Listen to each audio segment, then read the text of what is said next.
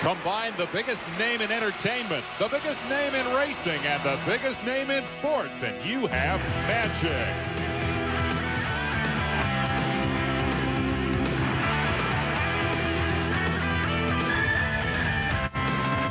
With a $500,000 purse and a field filled with big names and big surprises, Walt Disney World, NASCAR, and ESPN present the NASCAR Chevy Trucks Challenge live from the Magic Kingdom. There is a great deal of excitement in Central Florida as ESPN Speed World, the world leader in motorsports coverage, comes to Orlando, where 25 years ago, Walt Disney's vision came to life. The creation of the Magic Kingdom, and then nothing but growth. Epcot became the second major theme park of Walt Disney World. Then Hollywood cast its own magic spell over Central Florida with the creation of Disney MGM Studios. Now, this exciting new attraction beckons to the race fans of America. Walt Disney World Speedway hosts the 1997 NASCAR Craftsman Truck Series opener, the Chevy Trucks Challenge. Hey, we have a host of established stars and a small army of enthusiastic newcomers hoping to race their way into history as the first NASCAR race winner here at the Magic Kingdom. Hello, everyone. I'm Dave Despain. We welcome you to the opening of the Major League Motorsports season on ESPN for 1997. What a race and what a place. We are just inside the main gates of the Magic Kingdom. If you need any more evidence that NASCAR has moved into the motorsports mainstream, consider that we are here at the #1 tourist attraction in America.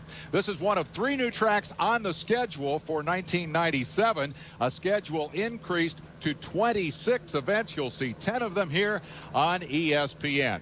I'm going to give you 2 measures of the excitement generated by this race. More than 60 drivers came here looking for 36 starting spots, and 2, look in the eyes of the big guy here. Benny Parsons, I don't know when I've seen you more jacked up before the start of a race. Dave, and folks, I am excited because I think we have so much talent here in 1997. The NASCAR Craftsman Truck Series, from the very first qualifier back to the 36, tremendous amount of talent. And when they go to San Francisco at the year end to crown their champion, all 36 of these guys think they can win. Now, the 1995 champion, Mike Skinner, he's moved onward and upward to the Winston Cup Series. But I'm not too sure in 2 or 3 years with the talent we have here that the NASCAR Craftsman Truck Series will be a stopping place, not a place to move on to something else that's bigger and better, because this might be as big as anything. Well, question number 1 then, who's going to drive Skinner's truck in 1997?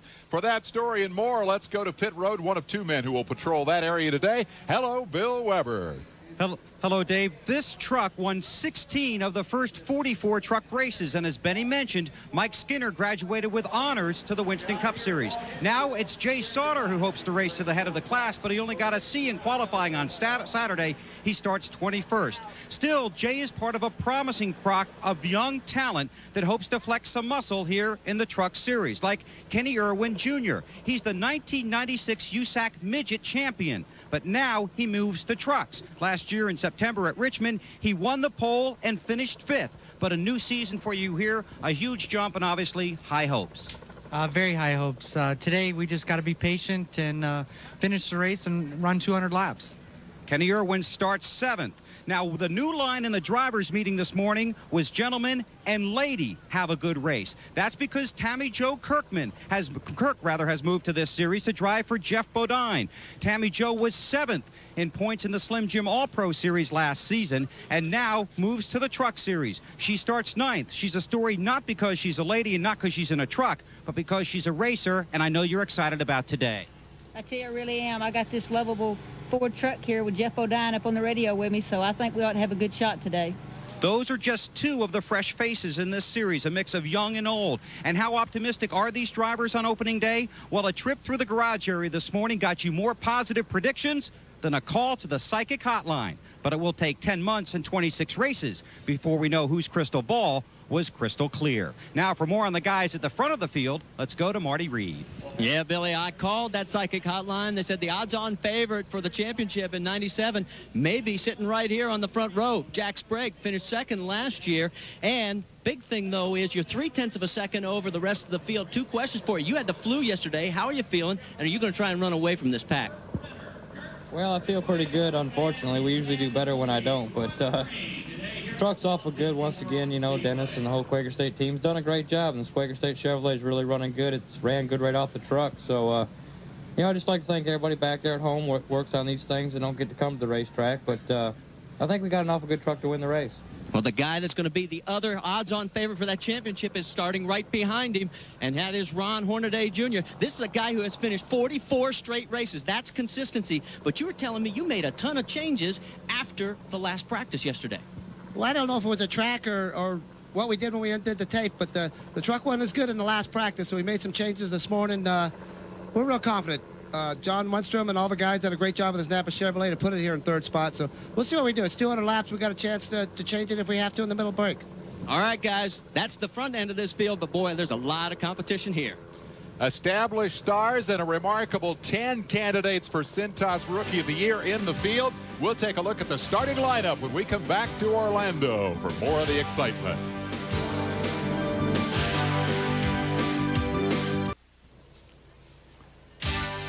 Live from Orlando, ESPN coverage of the NASCAR Craftsman Truck Series, the season opener, the Chevy Trucks Challenge, brought to you today by Chevrolet Trucks, the most dependable, longest-lasting trucks on the road.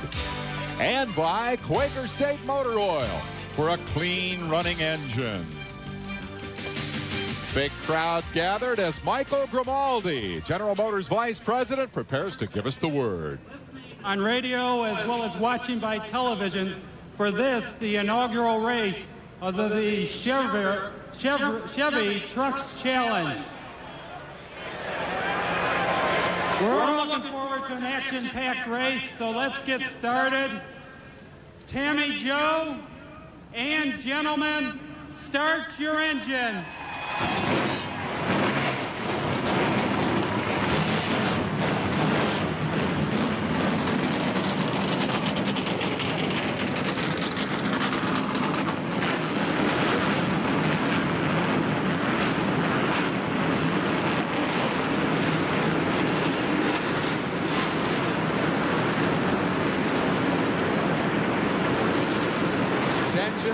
Electricity, been a lot of pressure. There was the pressure yesterday of qualifying just to get into this show. That's all history now. This is a very tricky racetrack, and these people, I think, are feeling the heat. They really are, and it is a tough racetrack. A racetrack that these trucks have not raced on before, and it will be tough. We see the Mickey in the middle infield, a little lake, and there's the racetrack, folks. It's 1 mile tri-oval, something like Pocono. The front straight, 910 feet. The middle straight, a little over 1,000 feet, and the back straight, or between 2 and 3, almost 575 feet. Turns 1 back 10 degrees, turn 2 8.5, and turn 3 7 degrees. And folks, we're going to call this 3 turns a day, not 6, but 3 turns. And they will run 200 miles here this afternoon in 2 segments, as is the tradition, and this the third NASCAR Craftsman Truck Series. There will be 2 competition yellows in the first segment, lap 45 to 55, and in the second, 145 to 155 to refuel the trucks. The halfway break will be 5 minutes. They get 2 sets of tires. They'll change at the midpoint. Over $500,000 in prize money on the line. And as it notes, the race may not end under caution. And that's a rule that I particularly like that they've brought to the NASCAR Craftsman Truck Series. An impressive starting lineup. We mentioned that we have 10 rookie drivers in the field. That is a measure of the new talent coming into this series. Let's go ahead and take a look at the starting grid. Jack Sprague with his 4th career pole, 3rd on the mile ovals in the Chevy, alongside Michael Waltrip over from Winston Cup in the MW Windows Ford. Back in row 2, the defending champion of the NASCAR Craftsman Truck Series, Ron Hornaday, and Toby Porter, rookie, qualifying 4th. Porter, of course, crashing in qualifying. We move to 5th starting spot. Kelly Denton up from the ARCA ranks, and Bob Keselowski, the veteran, with a lot more backing this year from Dodge. On the inside of row 4, we just talked to him, Kenny Irwin Jr. and Joe Nemechek, Winston Cup regular on the outside. You've met the graduate of All-Pro in motorcycles, the first woman to saddle up a truck, Tammy Jo Kirk in the lovable Ford, Michael Docken in the Dana Corporation Dodge. And Dean Roper's boy, Tony Roper, on the inside of row 6, and Rich Bickle and Darrell Walker on the outside. Jimmy Hensley jumps into the truck that Bickle drove last year, driving for Richard Petty in 43, and Curtis Markham, the Busch and Busch North veteran. And on the inside of row 8, Chuck Bound. That's Jack Roush's truck. And Joe Rubbin, his teammate, the other Roush truck on the outside. Lance Norrick, the pride of Oklahoma City, Oklahoma, alongside Butch Miller, who hooks up this year with former driver, now owner, Walker Evans. And Bill Elliott protege, Ron Barfield Jr. on the inside of row 10, and Rick Corelli out of Denver. Jay Sauter says, I'm not here to fill Skinner's shoes. I'm here to make my own footprint. He'll be in the black number 3 alongside Kenny Hendrick from California. And in Carl Wagner's truck, Bobby Dotter and Rick Crawford, the all-pro driver, on the outside of row 12. One of the 5 fastest trucks from the get-go, but qualifying 25th. Mike Bliss disappointed with that. He's alongside last year's Rookie of the Year, Brian Ruffner. On the inside of row 14, Charles Hardy's truck, Lonnie Rush Jr. and Dave Resendez, 3-time winner in 1996. West Coast veteran Dan Press is hooked up with his old friends at Spears Manufacturing to drive number 75. Joe Nemechek's little brother John is number 8. And the last row qualifiers, Randy McDonald, car 0, and Stacy Compton out of Virginia. The provisional positions go to Doug George, who has a 3-race deal to start the season. Alongside him will be Toby Butler, and Butler replacing Bob Brevac after an incident in qualifying for Butler. He still gets into the show. Boris said driving for Ernie Irvin, and Kenny Allen rounding out your starting lineup. 36 trucks made the show. A lot of notable drivers went home, including Felix Giles, who was hoping to be the first African-American driver in the series. Shane Doles from ARCA, Randy Tolsma from USAC, Tony Raines, the ASA champion, Darren Brassfield, the former 24 Hours of Daytona winner, and Mark Kinzer, the World of Outlaws champion. None of them made the cut. It was tough to make the field here today. We have 6 onboards today. We'll be riding along, Boris said, in the Federated Auto Parts Ford. He's a great road racer driving for Ernie Irvin. Here's Mike Bliss, twice a winner last year in the Team ASE Ford. Ron Barfield, a Super 8 Motel Ford owned by Bill Elliott. Elliott will be watching those pictures today for sure. Jimmy Hensley getting a new ride for this year and excited to be in the Cummins engine Dodge. There's Rich Bickle, the Sears Diehard truck. And Joe Nemechek's also going to have the onboard camera with Bell South Mobility, number 87 for Nemechek. Finally getting a chance to race close to home. We are set to kick off the 1997 NASCAR Craftsman Truck Series. Jack Sprague brings the field down to the green flag. Now, we've seen these cars practice side by side. Can they run true abreast? We'll find out.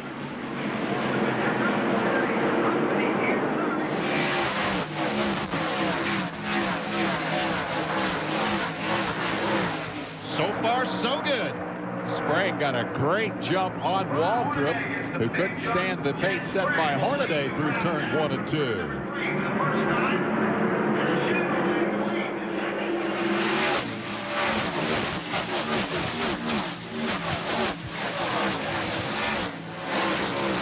can see the force that the cars go, the trucks actually go by the camera, because the camera would move as these trucks went by. There's Nemechek on the inside of Keselowski trying to take a spot away.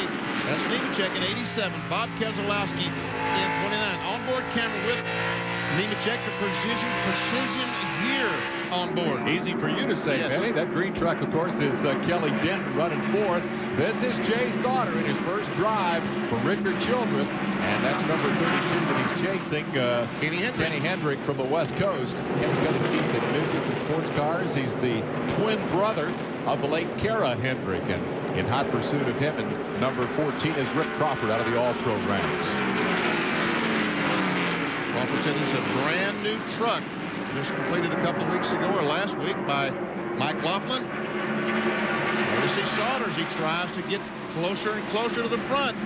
Meanwhile, a battle right in front of them. That was Barfield that he's chasing, and I see some too wide racing through that first and second turn. You can get yourself in trouble in a hurry if you run too wide. The 31 is Raines. His dad, the 3-time USAC champion, Dean Roper. This is his boy Tony doing a nice job out there so far.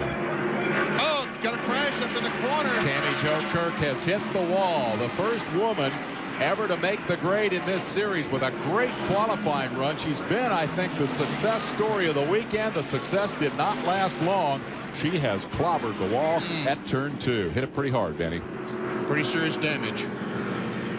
The first yellow of the day flies over Walt Disney World Speedway. We'll take a break and come back with more.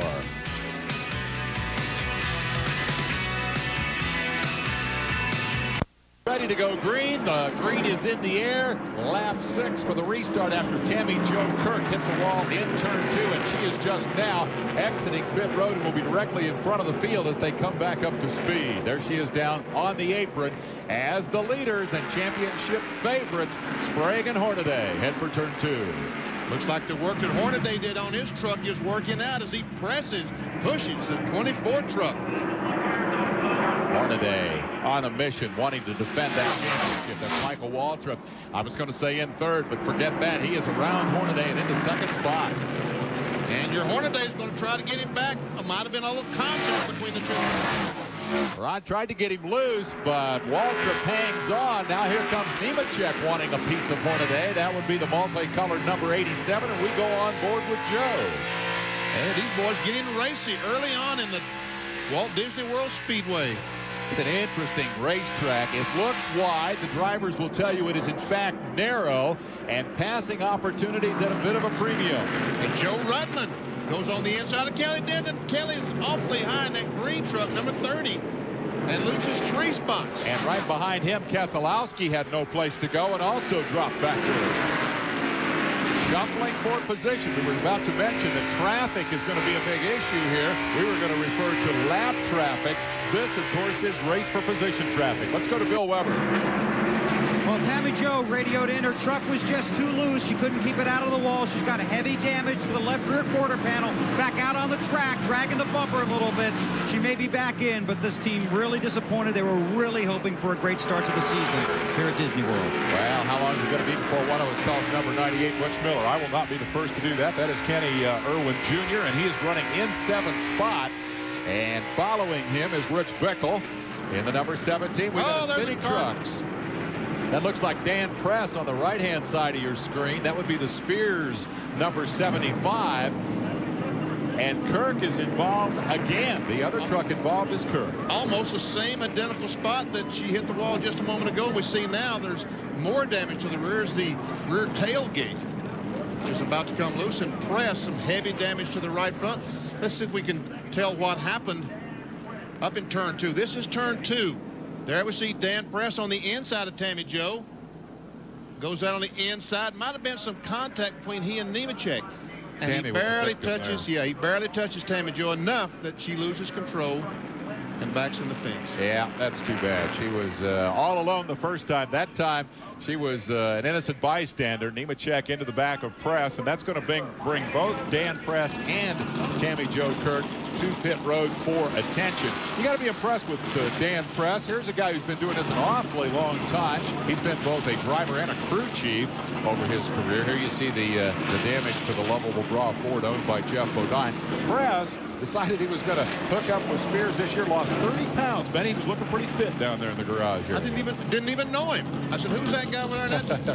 Now, really, I didn't know, but he did look very impressive. And Kenny Hendrick had slowed just before this accident. I didn't think he would be able to make it back, and he has stalled over at coming off right in the middle of turn 2, as a matter of fact. So a couple of the newcomers to this series have found it tough sledding thus far. Sprague is the leader. We'll be right back. They call it the Tower of Terror. Well, this has been a terrible day for a couple of newcomers to the NASCAR Craftsman Truck Series thus far. No problems for Sprague and Hornaday as they have run up front from the get-go. Nemechek is around Waltrip now to take over third, and Joe Rutman, who didn't qualify as well as he had expected, now runs in the 5th spot. We understand there is a problem with Kelly Denton's truck that created that earlier incident. Let's get that from Marty Reed. Yeah, guys, they are really frustrated down here with Kelly's operation. They qualified 5th, but the Bristol, Virginia 23-year-old has got a miss. He's only on 7 cylinders. He just can't keep the pace. Bill Weber, what do you got? Well, Tammy Jo's been here and left. She has substantial damage now to the rear of her truck. Meanwhile, Dan Press sits in his truck on pit road. And don't forget the 20 truck. Butch Miller's also dropped a cylinder. He's on 7. Butch Miller's had a tough time here. They were reasonably fast. challenged the top 10 through most of practice and then crashed in the final practice session due to a motor problem. Now they've lost a cylinder. We kind of glossed over Ruttman there, Benny, but that's been an impressive performance so far for that number 80 Roush truck. I hope to tell you, started in 16th spot and already up to 5th position. He is one of 2 drivers who expected to qualify much better than they did. The other one was Mike Bliss. So far, Bliss has picked up 4 spots. Let's take another quick look at that earlier incident. This is on board with Boris said.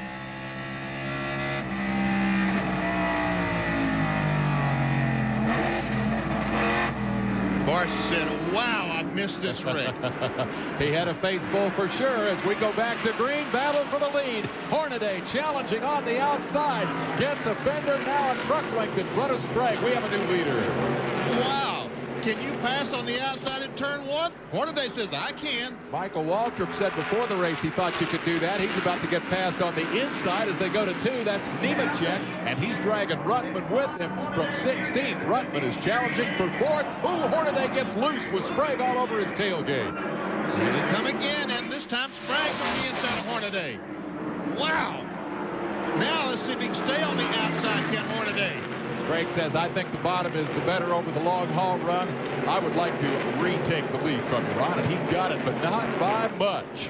Now then, Hornaday was able to race him. Oh, he dives down to the inside, gets to the bottom of the racetrack, does not want to try the outside right now. Precision Gear tells us that you're riding with Joe Nemechek, a very close 3rd as the Winston Cup driver hops into the middle of the fray. Good race, and basically what we expected in one regard, Benny, and that is Sprague and Hornaday to be tough, but believe me, the challengers lined up behind them are certainly in the mix for the lead here with Nemechek and Ruttman right there. Ruttman's probably the fastest truck out there right now. He just might be. We didn't expect to see this much passing at this racetrack because it's a very difficult racetrack. When these trucks tested in December, about 10 of them crashed, went home in a wad. We did not expect to see passing, especially this early on. But look, Michael Waltrip has already moved up the racetrack trying to find a better groove. And that's Kenny Irwin Jr. tucked in behind him, the national USAC midget champion, taking a shot at truck racing. He adapted to the trucks pretty quickly. First time he sat in one, he sat on the pole. That at Richmond, Virginia last fall. Sprague beginning to stretch it out just a little bit. Let's see if we can find Jay Sauter, the number 3 truck, now 13th on the field and going forward. He qualified 21st. And that is Curtis Markham in the 13th truck, the Visa truck right behind. Markham's been pretty impressive. That's Mike Colavucci's truck. Mike was entered in the truck here, but Markham, for the 2nd time in his career, hopped into it and has done very well, moving forward from 13th. Let's go to Bill. Well, Jay Sauter is coming through the field at a pretty good rate. And you know how hard these guys work building new trucks during the off-season? That's not a new truck. In fact, that truck Jay's in won the first truck race at Phoenix in February of 1995. They thought about making a shock change before qualifying, decided not to. That turned out to be a mistake. He qualified 21st. But I just talked to his crew chief, Joe Shears, and he says his truck is coming through the front. And that truck was ticketed for a museum until Mike Skinner had a big wreck at Homestead in the season opener last year, and Richard Childress had to bring it back into action. Shear, by the way, is a new crew chief. We'll talk more about that a little later, perhaps. Right now, we've got a terrific battle for 3rd. Nemechek hanging on to it. Ruttman is all over him. And Ruttman says one of the keys to this racetrack is right there. You got to get the truck in wide and then apex the corner, then be able to get the gas back on quickly to run wide open through here, and that's scary. Man. That is scary. Wide open through turn 3. Some of these trucks are trying to do it. Here's Ruttman on the inside. That camera is telling us just how close that he is to the back of Nemechek. Joe getting a pretty good look out the back as Ruttman challenges him. Ruttman got from 16th to 4th quickly. Now has kind of stuck there behind Nemechek. And behind him, Michael Waltrip sits in the 5th spot. No, that's not Michael's initials on the hood of the truck. That's MW Windows, his sponsor. I'm told that Tammy Jo Kirk has been given the black flag by the NASCAR officials, evidently dragging a piece of sheet metal or something around the racetrack. Ruttman tried to look on the inside, and there Michael Walter get in a battle on the inside, a challenge on the inside. Kenny Irwin Jr. was making that move. And also back there trying to get into that fray, I believe, was Bickle. Those guys hoping to close in position. Michael Dokken deserves a call. As you see there, he is 6th. That was Dokken that went by Michael Walter just a moment ago. Wow. So give Dokken a position. Move him up to 5th. And that Dokken is driving the Dana Dodge. Kurt Rourke's new team in 1997. Folks, I'm telling you, it's from beginning to end. Great race car drivers, great trucks. Chuck Bound trying to get by Barfield. That's Bound in 99 and Barfield in 94. And those two Fords are side by side. That is not one of the places where the drivers told you they'd like to run side by side and make a pass. But it worked out very well for Bound, who will drive the entire season in that Roush Racing number 99 Ford. This is the blue truck there is Rick Crawford. And Brian Refner in the red and white truck on the outside. That was the Rookie of the Year in the 1996 NASCAR Craftsman Truck Series. That was 16th, 17th, and 18th. We get back to the 13 and 99 battle for position, which is 13th and 14th. Give it to Chuck Bound, the Exide battery truck. And let's go ahead and add Barfield's 94 to that mix, although he is losing ground to Bound. And now to Markham as number 13 is moved by as well. That white truck we keep seeing behind is Dave Resendiz and Jeff O'Dine for the truck. Ron Barfield driving for Bill Elliott says, I don't want to give up that position to Markham. Takes it back. Barfield comes along with him. Resendiz without sponsorship this year. The QVC efforts are all focused on Jeff O'Dine's Winston Cup car. So Resendiz, who has been both a crew chief and a driver, and last year won 2 races in this series, is all white, no sponsor. Currently 16th as he works on the rear deck of Barfield. Dave Resendiz started in 28th spot, so obviously moving forward. Jack Sprague has opened up a healthy advantage over Ron Hornaday and the rest of the field. We're at Orlando, Florida, where it's warming up. Stay with us. I'm looking for the right word. Battle, brawl occurs to me. This is a position fight from, let's see, this would be 7th on back. 7th, 8th, 9th, 10th, however far you want to measure it. The black 3 making the move there is Jay Sauter, and that's going to get him close to the top 10. Terrific competition behind the leader, Jack Sprague. Meanwhile, more on the Kelly Denton story from trackside. Yeah, guys, they think originally it was, a missing spark plug, but they've checked the wires now. Now they're heading for the alternator because the battery is discharging. So this is going to be an extended stop. It's going to cost Kelly Denton a lot of laps. Kelly Denton burst on the scene big time last year in ARCA and got a lot of screen time on ESPN, Benny, and now I think that helped him get into the truck field. He certainly did. Just a young man, 23 years old. His brother Ron, the crew chief on that vehicle. Car is owned by Greer Lackey out of Taylorsville, North Carolina. You racing fans know where Taylorsville is. Nemechek, the leader in this pack, has backed up a little bit. His number 87 is now fully in the grasp of the 17 of Rich Bickle. Dueling camera trucks here as you look from Bickle's now 6th place truck. And again, they are at the head of the field that have been battling for position about 10 spots back. Good scrap. Kenny Irwin, your best is Ford. Following Bickle, and Bickle's going to look on the inside of Nemechek. Joe had it hooked up pretty well early, but now it looks like the handle may be going away. Bickle will move by. Nice shot. Trying to move by. Nemechek does not want to let go because there's another one right there. We saw the shadow come in. Joe, don't turn left because they're on the inside. There goes Irwin. And Dokken will be next in line in the blue truck down on the inside. And Dokken, folks, did lose about 4 or 5 positions while we're in break just a moment ago. He and Nemechek were battling, and he got sideways, and he got passed by about 5 trucks. And now give Rick Corelli a call as he brings the red and white number 6 into 7th position. And Jay Sauter dives in there, puts the 3 truck alongside Nemechek. Before you get on the outside, and positions can go away. There comes Bickle. He says, get out of the way. I'm on the inside. But Nemechek tries to knock him out of the way so he can get to the inside. And Joe, don't do it. I'm telling you, Joe, that's it. Hensley said, I'm a pretty mild-mannered guy, but don't you try to do that to me, Nemechek. And Hensley gets the spot. Am I calling him Rich Bickle? Yeah, I think you did. Okay, I think you did. It is Jimmy Hensley and Richard Petty's Cummins Dodge. Hey, finally got to the inside. Attaboy, Joe. Talking about Nemechek in the precision gear. Bell South car. I'll tell you, there's been an awful lot of shuffling of teams and drivers. A lot of familiar names and faces with new paint jobs this year, and it'll be tricky. I guarantee you, Benny, you won't be the only one to make that mistake before this race is over. Who's going to be the first to call Jay Sauter, Mike Skinner, as he moves up in the black 3 to now 9th position. There he is. There's Dave Resendiz. He continues to go forward in that number 7 Jeff Bodine truck. He's on the back tailgate of Nemechek.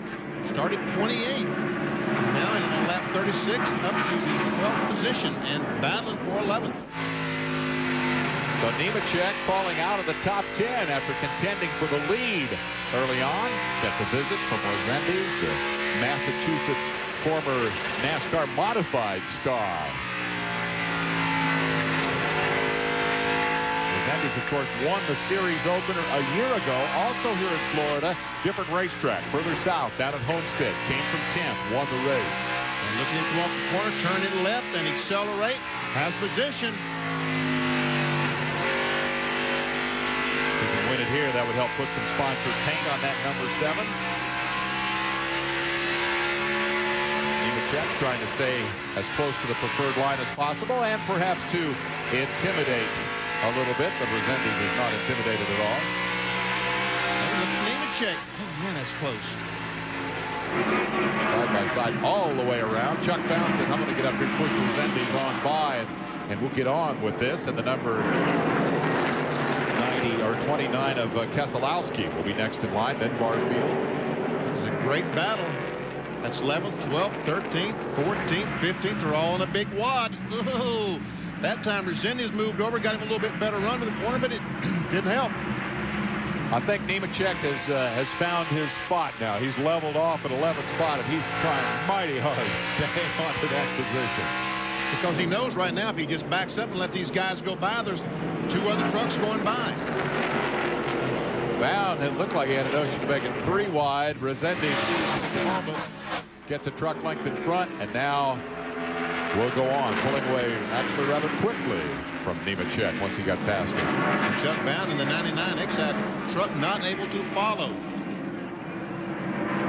The Roush stable will field 2 trucks for the entire year. One of them will be the 99 of Bound, the other the number 80 of Ruttman, who is now the 2nd place truck out there. And let's check on the progress of Mike Bliss, who has come. Oh, we got trouble.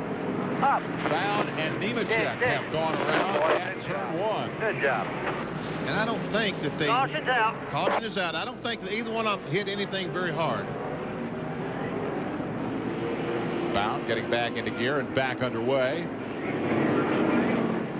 Caution flag flying very close to the window in which they would have thrown the competition caution, the yellow flag to enable the trucks to refuel. We'll see if we can get another look at how this happened. Bound, of course, had just worked his way under Nemechek. There we see they've already gone in the corner and made their contact and spun out. Or I say they made their contact. It just looks that way, I'm assuming. I don't think Joe touched that wall up there. So I don't think either one of them hit anything. Flat spotted tires should be the extent of the damage here. And of course, that's one of the rules in the Truck Series. You're given only 2 sets of tires. You change at the mid-race break unless you cut or flat spot a tire, in which case you are allowed to make a change.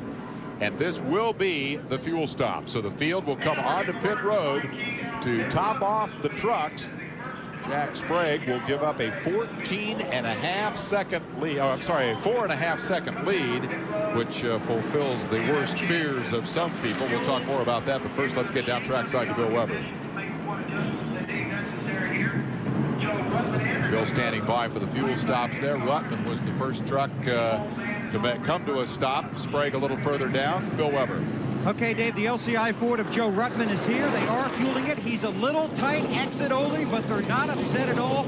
No wedge adjustment at this point. So the 80 truck going to take fuel only, sitting on pit road now, waiting to make sure they top it off. Down pit road to Marty Reed. Yeah, guys, with Ron Hornaday, they let some air out of the right side tires, and if you check out Jack Sprague's truck right behind as Hornaday gets back out, they did the same thing, took a little pressure out and changed a little bit of the tape on the front end. Otherwise, no changes. Jack Sprague loves mile racetracks, and as he alluded to, he hinted at in the pre-race interview, always seems to do well when he's sick. He's feeling a little under the weather yesterday when he went and won the pole, so he felt bad that he felt good this morning, and he woke up feeling much better. And we saw one of the Roush crewmen put in some tape on the grill of the 80 truck, the LCI truck. That will help the pushing problem off the corner, a little more downforce, and help the truck handle a bit better. He's come from 16th to 2nd. They got a lot to be happy about.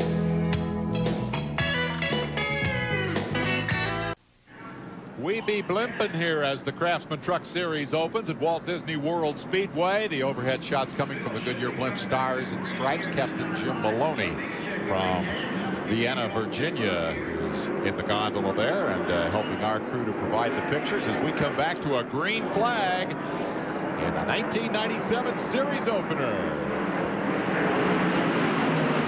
Sprague, Ruttman, Hornaday, no change up front. Nemechek in the Bell South truck made a pit stop. I guess he flat started the tires when he spun there. He stopped, changed 4 tires, and did in fact lose a lap. But you can lose a lap on the competition yellows. Here comes the lead trio, and they're hustling.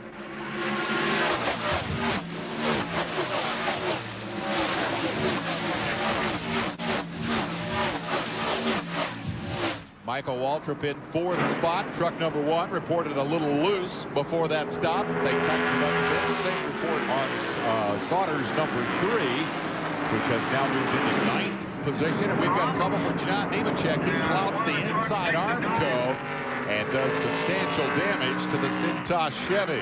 So we'll immediately go back under yellow. Yes, we did have a caution flag. I thought maybe that we would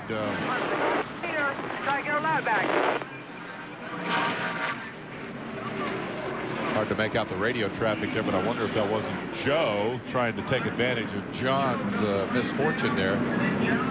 This was a black flag penalty for the 99 of Bound, who is reported to have gained positions under the yellow, a violation of the rules. He'll go to the tail. I would guess that the 8 truck made some contact with Lance Norrick in the 90, because if we keep this camera right there in just a moment, the 90 car's truck is going to go by dragging the rear tailgate. There he is. Just trying to get us a better look at that sponsor logo. I think that is Lance Norrick, whose dad is the mayor of Oklahoma City, Oklahoma. Get all the details by dialing the number. That's all the information you want to know about Lance Norrick right there. You got it. Not serious damage there. Take another look at how this developed. No, I guess he was on the inside of Rick Crawford and just simply tried to come off the corner, and in the outside wall he will come across, and I guess here's where he gets the Lance Norrick gets the tailgate knocked off, and some contact with the inside wall from John Nemechek. There was a moment there when Big John thought he had her saved. Oh, that was not the moment. that was definitely. There's John surveying the damage, trying to figure out if he can get back in the race. Well, tough day for the Nemechek brothers. They bring out 2 consecutive yellows. We'll be right back.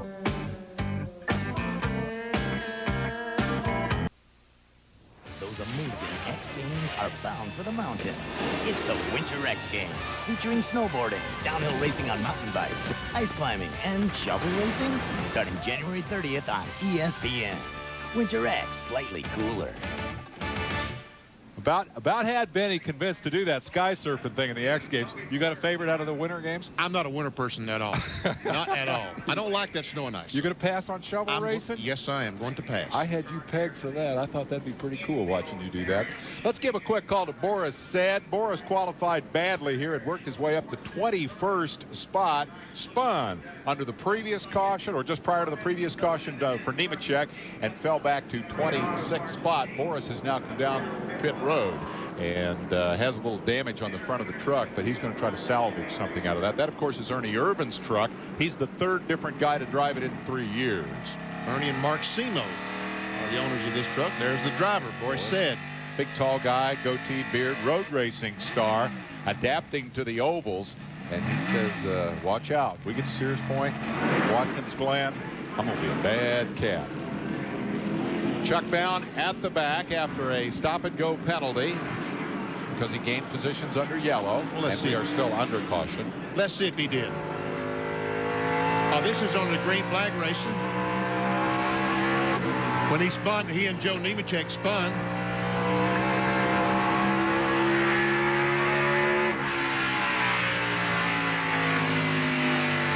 Oh, yeah, just a little contact. I'd say so. We didn't see that contact from the camera up high, but it was pretty evident right there. This is from Barfield's camera, looking at the same thing. Barfield just drove through the grass. And did it with the gas on pretty hard. Yes. He made a nice evasive move there. So the Chevy pace truck comes off the racetrack and says, okay, fellas, in just a couple of seconds, we're going to see some more of this action. We've had no shortage of that today. The green is back in the air, and Sprague takes off at lap 53.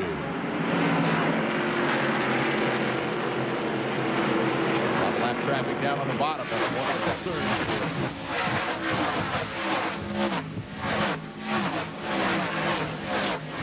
Several of the crew chiefs and strategists theorized that the ability to get through that traffic on, of course, a long run of green flag racing may be one of the keys to victory in this race. See Nemechek with those fresh tires go blowing by Michael Waltrip. Now there's 3 more trucks in front. If he can pass those and the caution with the halfway break come out, he'll be back in the lead lap. So the day is definitely not done for Joe Nemechek. Bell South truck. 28th spot and a lap down for Joe. John appears to be out of the race. That truck was badly damaged. Sprague leads Ruttman. And had pulled out a 4-second lead over Ruttman. And Benny, here's a good side-by-side battle. Look at Resendiz going down to the inside on Dokken and taking 11th spot away. That's just outside the top 10. And Brian Repner goes by Dokken as well. That's Repner in the 66, the red and white truck. Pirelli going by the 32 of Kenny Hendrick. And Nemechek gets by Hornaday. Just 2 more now to get by. Always looks spectacular if you got past the series champion. But again, the key to that is those tires that Joe picked up after the spin. Lewis in the thick of a battle. Man, I'll tell you, that was tight as he chopped across the bow of Resendiz. He's got number 65, Kenny Allen, in tow there. As Bliss tries to work his way forward, he started 25th. This is just tonight. It's Mike Bliss on board with Mike. Boy, he was frustrated yesterday after qualifying. That was a top 5 truck from the moment they took it off the trailer, and he qualified 25th. Battle for the lead. You still like Ruttman, Benny? Joe Ruttman, since Friday, has been a man on a mission. Every time he goes on the racetrack, he went on the racetrack in practice, he looked like he was trying as hard as he possibly could. Looked like he was qualifying every lap. And I asked Jack Roush this morning, what's got into Joe Ruttman? He just smiled. Roush is, of course, the owner, and he likes Ruttman. There's a lot to like about Ruttman. He's a very personable guy. He's always got a moment for the fans, and he's always got something interesting to say. I asked him about those quick times he was turning in practice. He just laughed. He said, oh, that's those California clocks. Everybody knows they're quick. We see right now that Ruttman's truck is just not exactly right. He pushed off turn 1, allowed Sprague to get a car length or 2 lead, or truck or 2 lead. New sponsor coming on this year, the LCI Communications Company. There you see how he goes up on the racetrack, truck pushing just a little bit. That allows Sprague to pull that half a car length ahead. Sprague, meanwhile, having led all but 1 lap here today, is doing what many people expected and some people feared. There was a concern that old one-track Jack might adapt to this place very, very nicely and just blow this field away. He's shown the potential to do that, Benny. He marched off to a 4-second lead before that caution flash, and he went all but 1 lap. He was definitely the man to beat here today. Well, the Sprague nickname right after one-track Jack was 1 Mile Jack. And again, this is a 1-mile racetrack. So Sprague just loves the super speedways that these NASCAR Craftsman Truck Series run on. I'll tell you what, with all the horsepower lined up behind Jack Sprague this year, we may be calling him champion before this deal is done. He and Hornaday certainly are the preseason favorites, as we have mentioned. And just to update Hornaday's progress, or in this case lack of it, he has slipped back to third. Ruttman got by him a good while ago.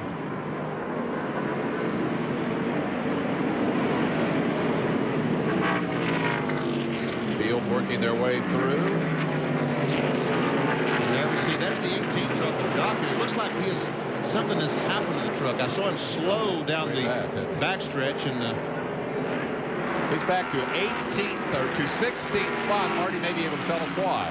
Well, a couple of things. Take a look at the front end. He's got an aerodynamic problem, and they're saying that the truck is pushing badly. Then they let some air out of the tires during the break, and nothing's helped, and the thing is just a handful. Looks like he's beat up. Let's see if we can figure out why that happened. oh, contact between those two, and around they both go. Now he has more damage to the front. Yeah. And almost a bunch to the back. Turn one. Dockett with the big loop will bring the yellow back out. And Michael Waltrip spun down at turn 3. Now he's going again, but he had spun, was sitting in the middle of the racetrack. Doesn't look like any damage to the MW Windows Ford. Simul spins at opposite ends of the speedway, put us back under caution. And it has been an incident-marred event. None of them terrifically serious. Let's go back and recap the history of Michael Dockett here. Now, this is before the incident you just saw live, and this was moments before. And this is what Marty was reporting on. Close call and a bit of damage as a result of that. That's Lonnie Rush in the 35, the ortho truck. Now, that's when I saw him slow on the racetrack. I thought he had a cylinder mission or something because he had slowed dramatically. Dropped back to 18th. Marty Reed reported on what happened. Comes up alongside Boris Said and clunk. And around they both go. He tried to save it, but they couldn't, and they spun. Was that McDonald, I think, that shot the gap in the middle there? 0. There we see what the Kirk on the bottom. Joe goes by down pit road. Dockett. We'll take one more look at how this happened. Now, the damage on the right front of the 44 Said is from the earlier spin. There's some contact, and they both spin. And there was Lance Norrick. You know, Paul Norrick has been in the middle of everything so far. He's had a pretty good view of the action here today. And, of course, while this was all going on, that big cloud of smoke at the other end of the speedway resulted from this spin by Michael Waltrip. Then we see the 17 Rich Bickle. And look at this Hornaday that goes around. The defending champion. That's where all the smoke came from. And poor Michael goes in there with nowhere to go. What's going on? He don't know what's going on. So he spins somewhere in there. Hornaday, the victim of a turn 3 loop here. And that will drop him from third spot. I never did see Michael. I never did either. What's the mystery? The mystery spin. We had enough spins, Benny, in that 10 seconds. Okay. Never mind about Michael Waltrip. Okay. Dockett is in for repairs. The champ has looped and is out of the top 5. We'll be back.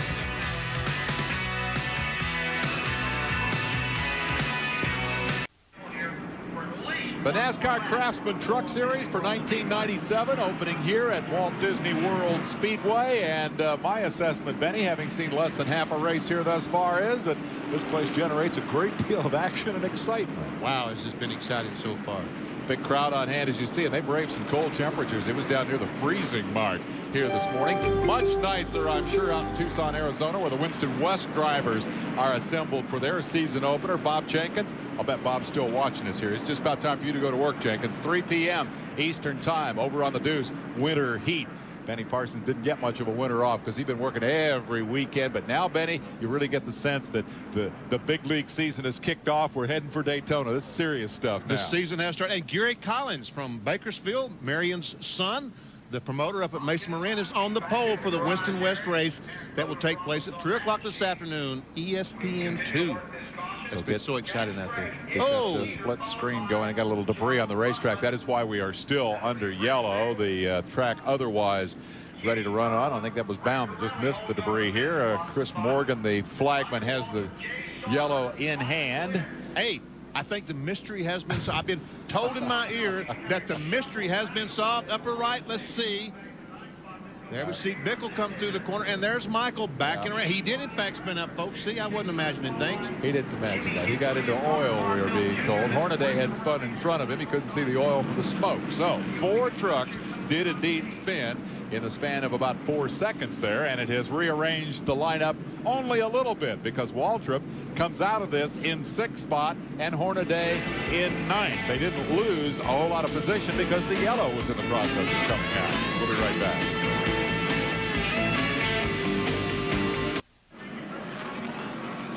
Racing is just one of the things they do at this 30,000-acre complex known as Walt Disney World. They also play golf here. In fact, there are 99 holes of golf on 6 courses, and one of them is Lake Buena Vista. And as the crow flies, it's a little over 3 miles from here. And the reason you care about this is because right after the race, we're going to head over there on ESPN and bring you the LPGA Tour action, the Health South inaugural from Walt Disney World. So ESPN's all over this joint today. I'm telling you, Benny. I didn't get to read this morning's paper. Maybe later on we can put a graphic up that tells who's leading over at the. Did I see Nancy Lopez was racing? You're into that racing, golfing over there? Golf stuff, aren't you? You're a serious golfer. Right now we are under a serious and extended yellow. They are spreading the speedy dry through turn 2, and if we put 2 and 2 together, we might wonder if that might have not have contributed to all the excitement that we saw up there a few minutes ago. Now the next mystery is whose oil was it? Yeah, here's the field summary, and you can take a look in parentheses on the right side of the driver's name is where they started. Look at Rutman. Started 16th, is currently up to 2nd. Bickle started 12th. So the front row, Sprague is still there, but you see Michael walking the outside pole sitters, moved back to 6th spot. Pirelli's certainly going forward, as is Sauter. Bliss has improved a lot of spots. We've got some pretty good charges going here today. You've either got it figured out or you don't. As we move further back in the field and pick up some of the tough luck stories of the day, Joe Nemechek had challenged for the lead before he was involved in an incident that left him spinning, and he is now a lap down. Take a look at the end of the field. I'll tell you a quick story before we get back to green here. One of the guys who didn't make the show is Darren Brassfield. He drives for Bricks Racing. Harry Bricks is very serious about his sports car racing, his IndyCar racing, and now about truck racing. They got the deal put together very late. They came here with no testing, still putting paint on the truck. Didn't make the show. So what does Harry do? They loaded the truck up. He got on the phone. He rented Lakeland Speedway yesterday afternoon and went and tested. They went straight from qualifying to Lakeland, and Harry said, I missed it today. We're not going to miss it again. That man is dedicated to putting Darren Brassfield in there. Tested yesterday afternoon. Wow.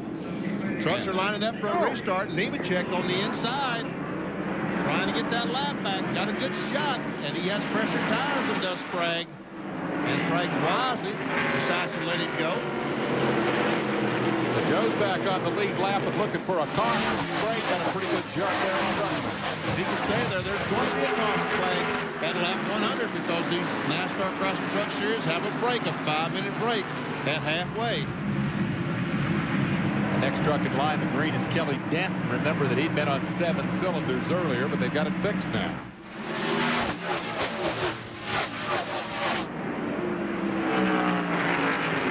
Denton, for the record, is now 7 laps down, so they did not get it fixed quickly. Rich Bickle is the next truck in position. He is 3rd, and that's the number 17 Lee Bauer. And Rutman is able to stay with Jack Sprague for a few laps. And then, as the tires warm up, his truck will start to push, and Sprague, Bliss and Hornaday, and Hornaday drops another spot back, and here comes Resendez in white number 7. Hornaday, the 16. 8th, 9th, and 10th positions involved there. We're on board now with Mike Bliss, the Team ASA and Ultra Wheels Ford, owned by Jimmy Smith. And Brian Refner pulls up on the inside of Hornaday, so Hornaday losing positions rapidly. Been a frustrating start here. There's Jimmy Hensley going by. Something wrong there for sure. Next in line will be Barfield, 94. There's a new crew chief on that number 16 truck. John Monson has come on board. Way loose goes Hornaday. He's got a big problem. He does have a huge problem, and here comes Rick Crawford going by. The circle bar. truck stop out in Ozona, Texas. The owner of that 14 truck.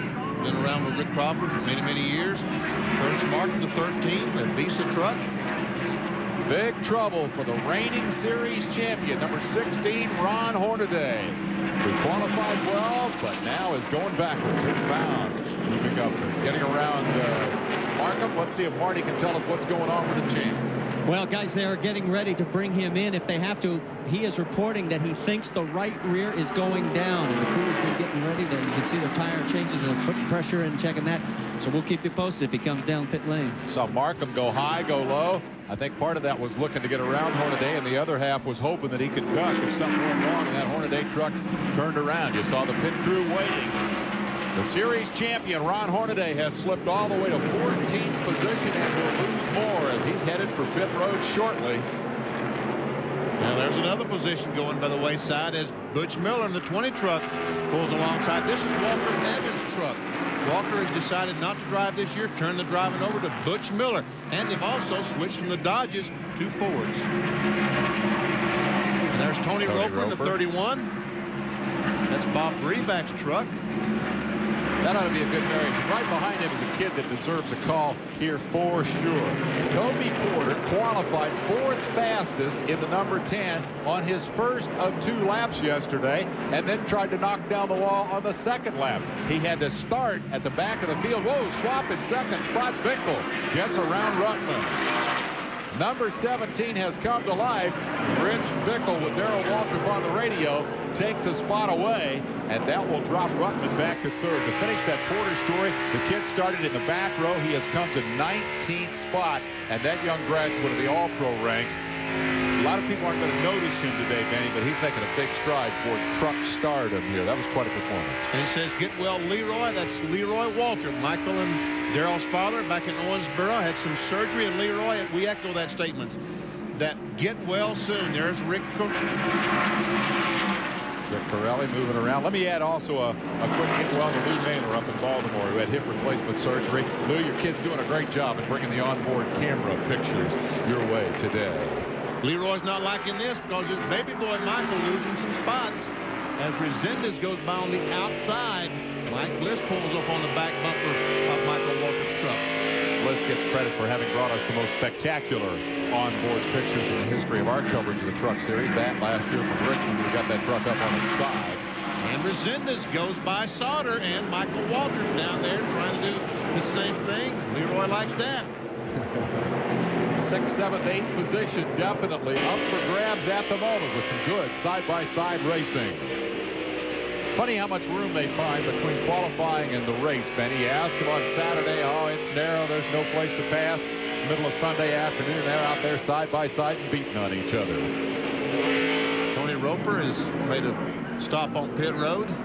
Or is stopping on pit road, I should say, as Jimmy Hensley in the Cummins Dodge pick up the red and white one, closes in on the back bumper of the 3 of Jay Sauter.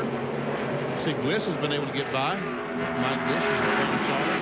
So Jay Sauter now losing spots. He's back to 9th. The Dodge folks have not won in NASCAR racing since '77 with Neil Bonnet. They're offering a brand new $40,000 pickup to the first Dodge driver who will come up with a victory in the series. Ruth Waltrip right on Hensley's rear deck. Half a lap behind the leader, as you can see. There's old Jack Sprague jumping down the backstretch all by himself. He's led all but one lap here today.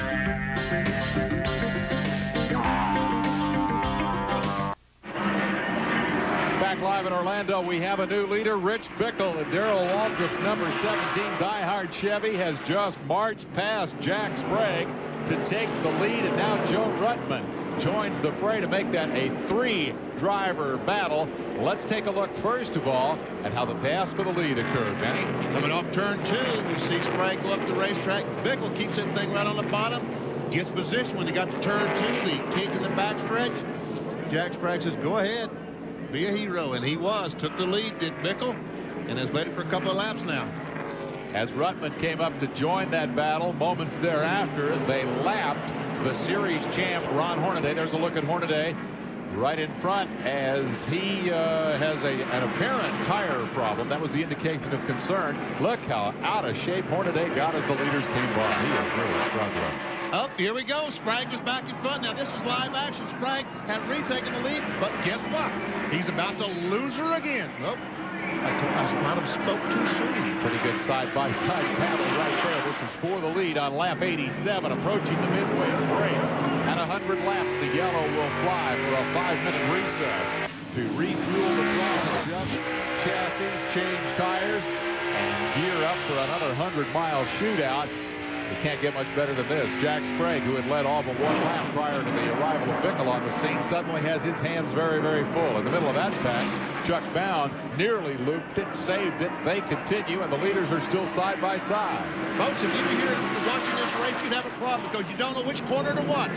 We can only watch one corner at a time, so you have no problem. But the fans are trying to figure out where is the next action coming. 3 times last year in a different truck, Rich Bickle led the show. This is the first time in 19 races that he has been out front, and it is in a different truck. His owner, Darrell Waltrip, is here, and I would suspect probably smiling big time.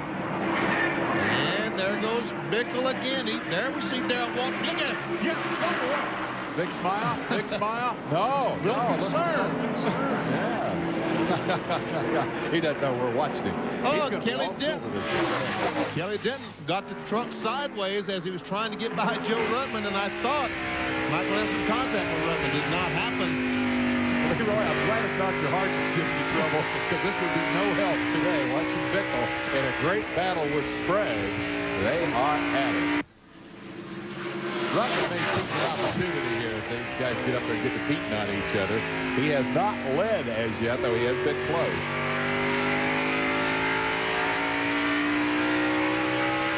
Meanwhile, they lost, what, 3-4 truck lengths? Yeah. Joe Nemechek, once again, was a lap down in the Bell South truck. He has passed these guys and is now Butch Miller going by Jay Sauter. That's Butch in the white number 20. That's battle for 7th spot. They're going to catch up here with Michael Walters, who is 6th, and Butch, who's had a real roller coaster ride, goes zipping by to take that position away from Waltrip and move inside the top half-dozen trucks here. Butch didn't qualify all that well, then went out in the final practice section. The oil pump locked up and put him into the wall. They were able to fix the truck. They do not have a backup, and he has now marched into 6th position. Good run today for Butch.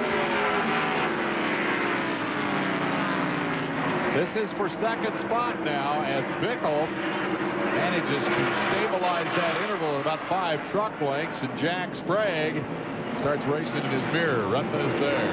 And Jack Sprague in the driver's meeting this morning was concerned about tire wear. He said that his tires were wearing on the right side, and some concern. So maybe Sprague had just simply backed off and trying to see what the wear is going to be like at the halfway break, something that our guys are going to check and see if there is a problem with wear on the 24. The other guys said they have not seen a problem.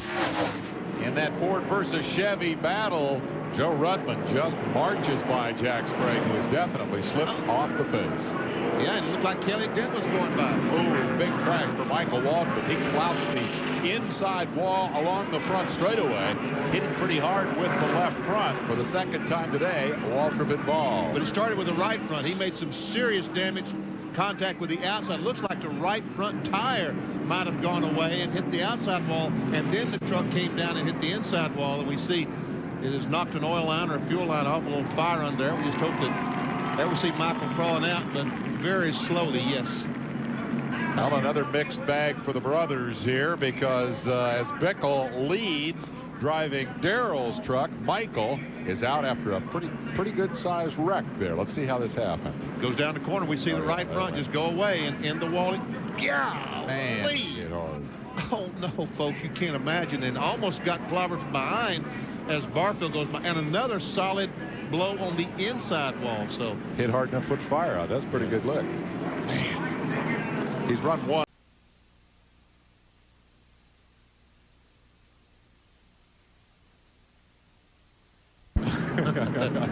He's okay again today. The crew a little unhappy. A lot of damage to fix there. We'll take a break and be back with more.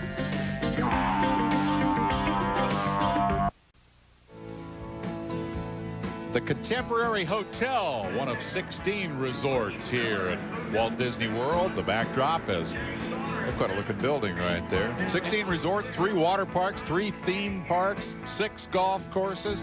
There's a whole lot to do here. And now, in 1997, home base for the NASCAR Craftsman Truck Series opener, where Rich Bickle has taken the lead from Joe Ruttman. Jack Sprague, perhaps anticipating correctly the potential for tire fade, slips back to third, would take you back through the top 10, and we're happy to report that Michael Waltrip is apparently okay. He did get into the ambulance. They're going to take him over for what appears to be a precautionary check, just 4 laps away from the halftime break.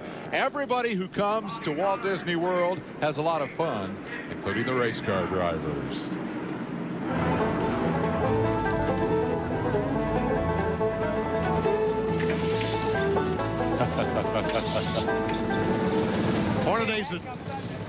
Hornaday's the traffic jam. Read the sign. Do guys. not strike. Yeah, right. How'd you like to be that poor innocent guy who just came out here to take the little ride, didn't know these guys were showing up? Hey, give me another shot at him. Ty Norris giving them the checkered flag. We won again. Happier day for Ron Hornaday on, that was actually on Friday, or actually on Thursday, I guess. Things have gone downhill since then. He has developed an apparent tire problem that has dropped him a lap down here. He's now 23rd on the field. He held on, hoping that he could at least stay on the same lap until the halftime break. Failed to do that. And now, as we're just a couple of laps away from that break, the defending series champion does not have a big smile on his face. Joe Nemechek, as we have chronicled, is now on the lead lap. He had passed those fellows when Michael Waltrip had his problem. The caution came out. He was able to go to the back of the field. Now, tail end, he's now in 19th spot. And we're going green for just a couple of laps, and then we'll stop for the midway point, because they need to get to the midway to see who's going to win the Gatorade money. They're leading at halfway.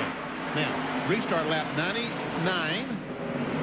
And then we'll have the halfway point. Great jump for Bickle. Rudman, not the master of the restarts here today. Sprague slipping back to third, is definitely looking forward to that halftime to replenish the number 24. It was a mighty stout truck early. He led this thing by 4.5 seconds. That's all gone away now.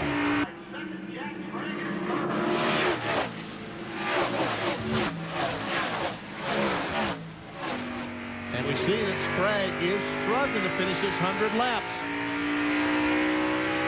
Once again, that other green truck back there with Sprague is Denton, and though he is 7 laps down, they've now fixed that truck. He's running at the same speed of the leaders, turning in an impressive drive here today. Rudman can't maintain the pace of Bickle as they approach halfway. They're now giving the signal halfway. Now giving the signal halfway. So the next time by, they will, in fact, show the red flag, and the trucks will go, and they'll have a 5-minute break to fix their problems. And I know that Joe Ruttman and Jack Sprague are really looking forward, and Ron Hornaday looking forward to this break. You know, Ron Hornaday has lost a lap in his first 100. That's something he didn't do all last year. He did lose 2 laps in 1996 during when he had a flat tire. That was at North Wilkesboro, and it was the only glitch in the run to the championship. The yellow is out. We are in the mid-race break. We will take a quick commercial break, come back, and put Marty and Bill to work down on pit road. Stay with us.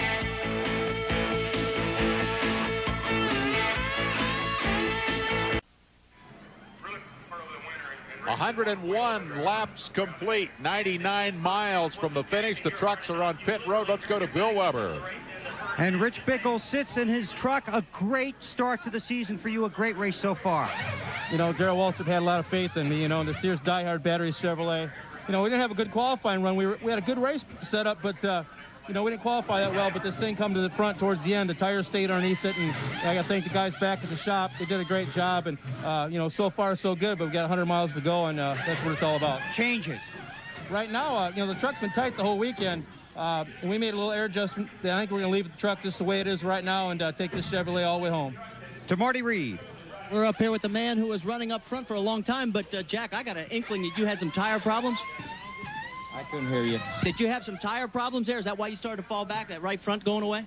Well, yeah, I mean, it's down past the cords. For some reason, they don't want to give us any more tires, but everybody's in the same boat. We just can't keep ours on the right front. Maybe I ran a little bit too hard at the beginning, but Quaker State Chevrolet's running awful good. I'm going to see if I can save it a little bit this time and win this thing. Sprague's going to be pacing. What's Joe Ruttman going to do, Billy? Right now, he's going to have a drink of water, then he's going to talk to Jack Roush, but first we're going to talk to him. Benny Parsons says you're a man on a mission this year, and so far, so good. Well, yeah, we're trying to hit the combination on her here.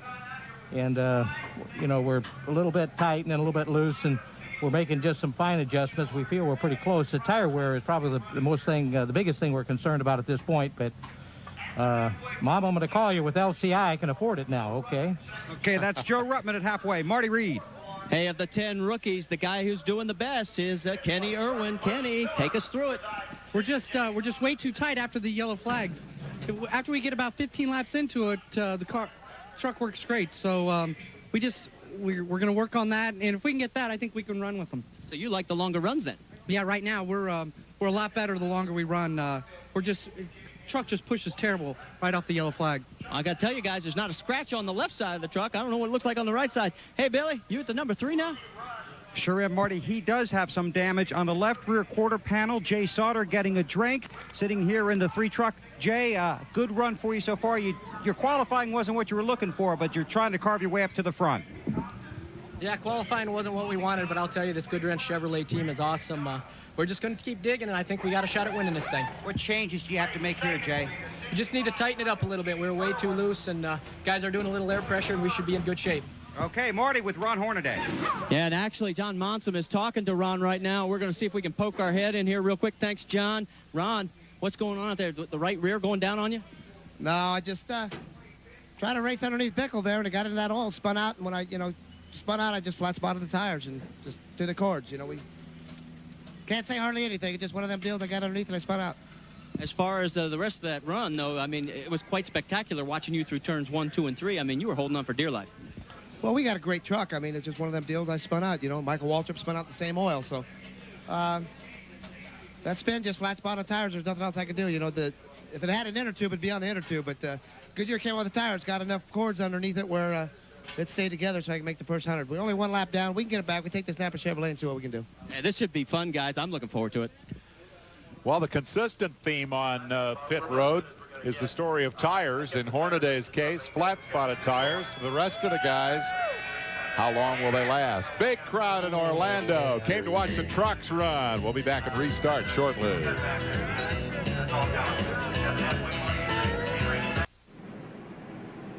At the NASCAR Craftsman Truck Series opener, Walt Disney World Speedway, the Chevy Trucks Challenge. The crews never stop digging.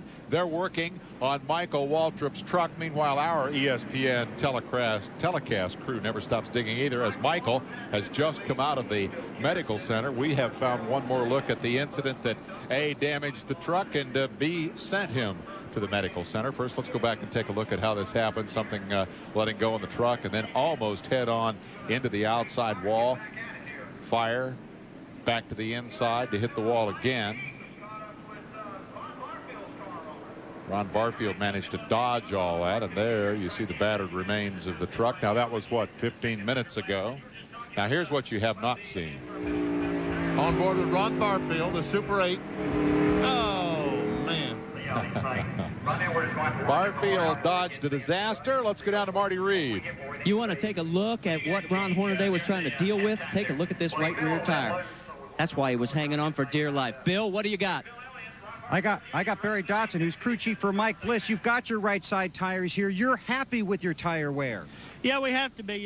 This track's tire management, you stay on the right sides a lot of times. You can see right here, the right rear looks good. All the wear pins are there except a couple.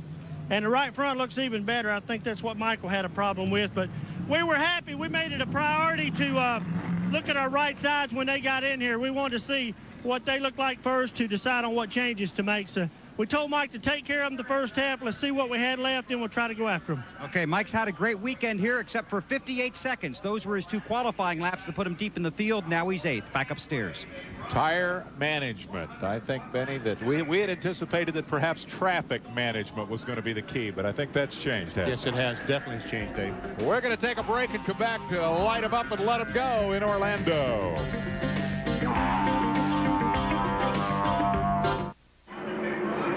The green has just gone back in the air. Rich Bickle leads Joe Ruttman as we start the second leg, the second 99 laps, 99 miles to decide the championship here in the Truck Challenge. And once again, Ruttman, as he came off turn 2, pushed up the racetrack, not able to make that run, but he's on the inside now and making a run for the lead. Ruttman by on the inside, puts a Ford out front for the first time today. Meanwhile, Sprague moves up to attack the left rear of Bickle, and he's into second spot. Bickle, who led the last 15 laps of the first leg, quickly goes back to third. Well, a big shuffle of positions in the first couple of laps after the halftime break. Obviously, Ruttman's bunch did good work down there with Roush Racing. And Sprague, well, said he might take it easy and save the tires. So much for that theory. Well, he might take it easy. He may be running easier than he was the first half of the race. And Joe Ruttman, the real key is what's going to happen in a few laps. He was able to run for 4 or 5 laps before, but after that, his truck started drifting back. We'll see what happens. Mike Bliss on the inside of Kenny Hendrick. And there's the 3 of Jay Sauter. Hendrick is a lap down as Bliss moves under him. He doesn't want to let that black 3, the truck that won the inaugural championship with Skinner, get away. Sprague is around Ruttman to take over the lead. Now we'll see who's going to take it. Here comes Dave Resendez, the 7 truck. Has marched all the way up to 4th spot. Resendez started at 28. Bliss hits the wall. I got hit by Kenny Irwin. Ooh. Caution flag is out. 3 truck did it, Mike. Some debate between crew chief Dodson and driver Bliss about who hit whom. Who made the contact, and there we see Bliss driving away in the Team ASC. How bad is it? Back to the left side, the left quarter panel's pushed up pretty good. Spoiler's pushed all the way up. That's Eddie Threpp telling Barry Dodson what kind of problem he has. Mike thought it was his old open wheel rival Kenny Irwin Jr. that made the contact. Dodson said, if I understood it correctly, the 3 truck. That's what I thought they said. Let's see if we can tell exactly what might have happened. There we see Kenny Irwin on the inside of Bliss. And yes, it is in fact the 3 truck that goes up the racetrack, Jay Sauter, and gets in the left rear of Mike Bliss. And pretty good contact. These replays are in slow motion, so you're not able to see the force that these trucks hit the wall as you would if they would speed the film up, the tape up. Easy to see there why he might have thought that it was Irvin. Irvin was up alongside him, and of course they raced wheel to wheel in the open wheel ranks for years, back chasing the USAC championships. There's some discussion between these 2 drivers as to which goes in front of the other, and they're going to have to let NASCAR solve that one. Those drivers being number 94 Ron Barfield in the Ford and number 3 Jay Sauter in the Chevy. In this incident, Ford prevails.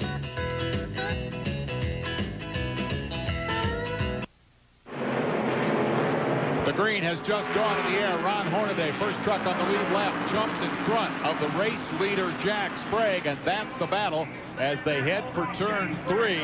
Hornaday trying to stay on the tail end of the lead lap. Sprague trying to put him a lap down. Ruttman back there taking a look at the Chevy's up front. And Hornaday still, the truck is loose. Came off turn 4. Back in wiggled and Sprague couldn't look. And Hornaday moved down the block then, but the back end is pretty happy on that 16 truck. And look at Ruttman. I'll tell you what, Hornaday's doing everything he can to keep those boys behind him. Now Sprague gets down along the inside. Nope, nothing there yet.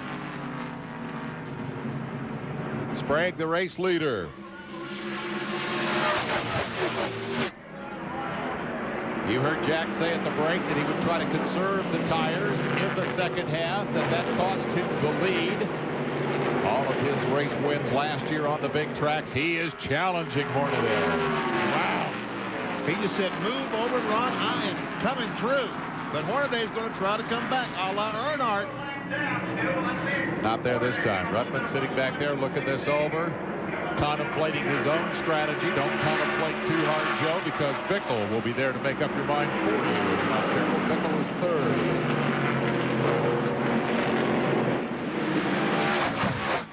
Let's finish the Michael Waltrip story as we go to Bill Weber. And first of all, you're all right. Yeah, I'm fine. I certainly feel like I've hit something pretty hard, and looking at the truck, that's the case, but we'll be okay. Any idea what happened? I know exactly what happened. It was dumb on my part. When I spun out, it flat spotted a tire, and I felt it shaking. I should have pitted, and I didn't, which was stupid, but I guess not knowing the rules, I didn't know how many laps they'd put me behind or whatever for changing tires, and I stayed out, and probably cost us about 50 grand, but learned a valuable lesson, as they say. Okay, Leroy, your boy's okay. Michael Waltrip crashing out of the race. Consider that Ron Hornaday had exactly the same problem, did elect to stay out. But look at Bickle.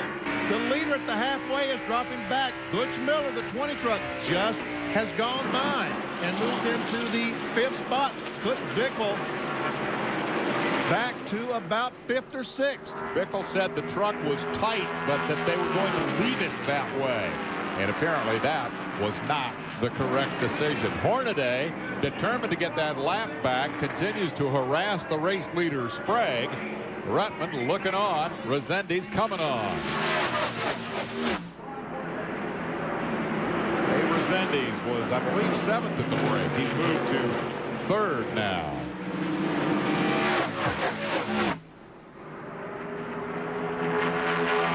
So the big question, can Hornaday get that lap back? Boy, he was so frustrated to have to sit back there and watch those positions go by, follow a lap down. That is a pass for 10th spot as Corelli is on the move. Rick Corelli moving inside the top 10, the High Plains drifter in the chest round 4. And then we see Chuck Bound. There we see the battle for, well, that's not a battle for anything because Hornaday now is falling back.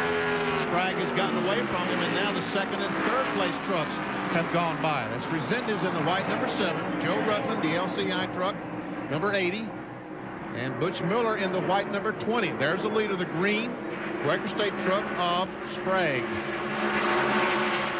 that Mr. Chesrown is a Chevrolet dealer in Denver, I probably ought to put Corelli back in a Chevrolet. The story is Bickle as he struggles here, and Butch Miller, who's up and down the weekend, is on an up right now as he's heading for the front. Let's get more on that from Bill Weber. Dave, the crew's really happy with how the truck's running. I said, is it loose? No. Is it tight? No. They say they're really content, and I think that's because this race will be decided at lap 200. And tires down the stretch, a critical factor. Rich is saving his now, so he's got him later.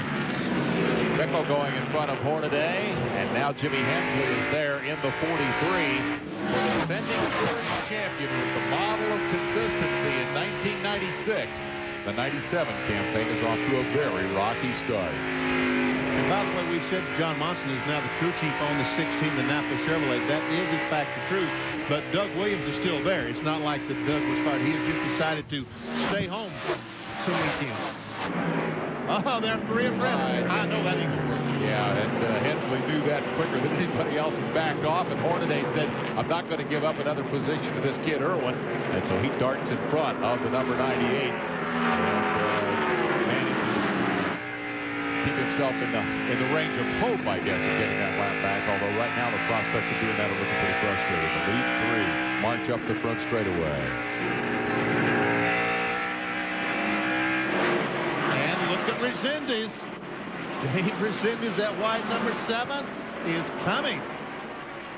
This is the other side, of course, of the Tammy Jo Kirk story. If you just joined us, the first woman driver in the history of the series had bad luck early, clobbered the wall. But now her teammate Resendiz is inside the top 3 and working on Joe Ruttman. We'll take a break and come back to more of this Chevy Ford battle.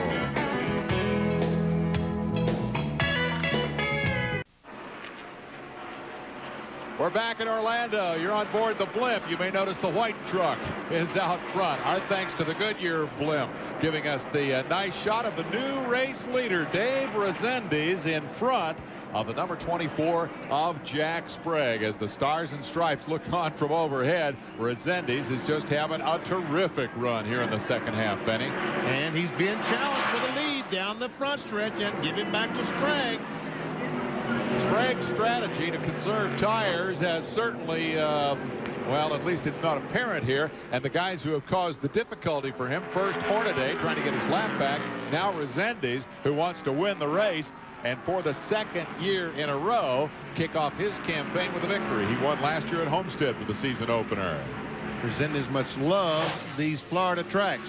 Now as they come down the home stretch, once again, Resendiz is running a completely different line down in 1 and 2 than is Sprague, and it seems to really be working for him. We mentioned it's a Chevy Ford battle. The Chevy in front of the 2 Fords at the moment. Add to Resendiz's credentials 2 more wins last year, Nashville and Sears Point. Ruttman now sitting in the 3rd spot as the lead trio continue to try to pull away.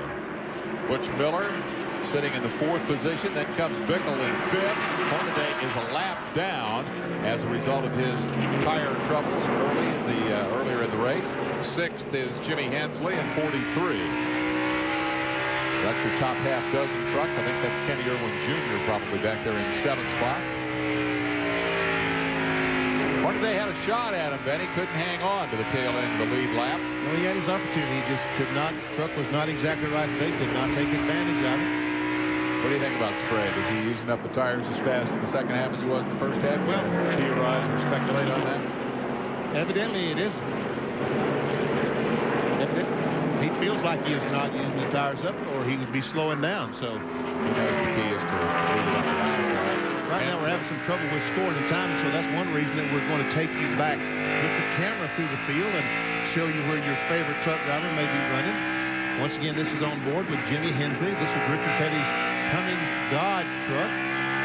First race for Hensley in this vehicle. Good matchup, I think, there. I just get the sense that Richard Petty and Jimmy Hensley are going to be a pretty good marriage. I'm pumped up about the opportunity to drive for the King.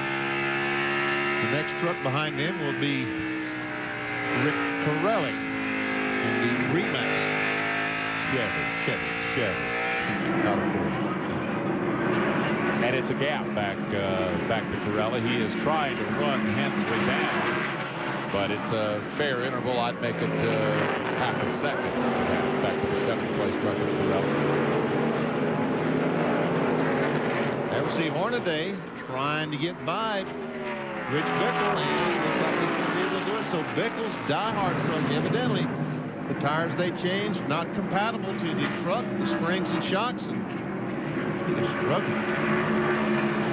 Well, he said the tires stayed under it for the first half, and he was pretty excited about that. Now we go further back and pick up. We saw Rick Carter, we saw Sauber go by. There's Kenny Irwin.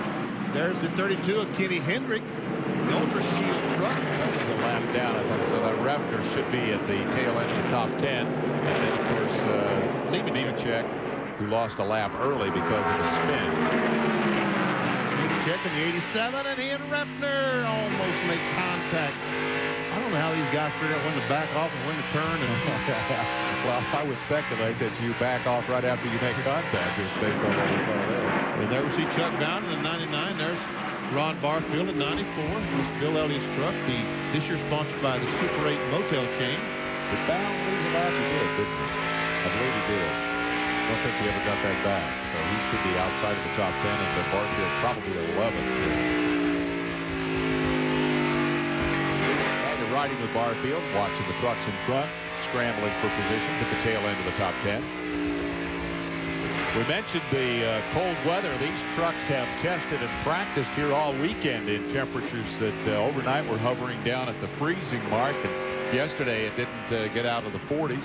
A lot of Winston Cup personalities here. There is Barfield's owner, Bill Elliott, looking on and anticipating Daytona. The point I was going to make is that it finally is beginning to warm up a little bit here, and that could affect the handling of the trucks a little bit as we get up into the 60s. We'll be right back.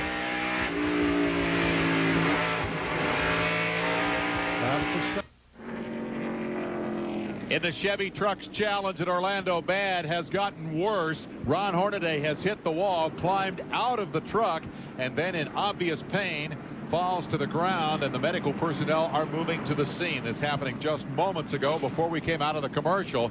Let's take a look at what happened to number 16. That's Toby Butler in the 34 truck, and they're going into corner 3 abreast. And he makes contact. Horner goes up and slams the wall with the right side. It comes back down. He hit it hard, and you'll see when he climbs out of the truck that he is in extreme pain. We see him taking the belts off. Let's look at one more angle. We're going to see that Hornaday is going in the corner, 3 abreast, and you know it's a struggle for 2, and in the wall awfully hard. Hitting full flush on the passenger side, then back down into the infield. Hornaday being tended to by the medical crew. He's hustling to get out of that thing, getting the belts loose and so forth. But boy, once he came out of the window net, he hit the deck in a hurry, and he was holding his side like he might have taken a whack to the ribs. I mean, it looks like Hornaday is up. He's now. up. Yeah, that's good. That's good. So, was it 44 races in a row without failing to finish? Hornaday's string is broken here. The man who won the championship for Dale Earnhardt and Teresa Earnhardt in 1996 is off to a very rocky start in 97. He's walking away. We'll take a break and come back with more from Orlando.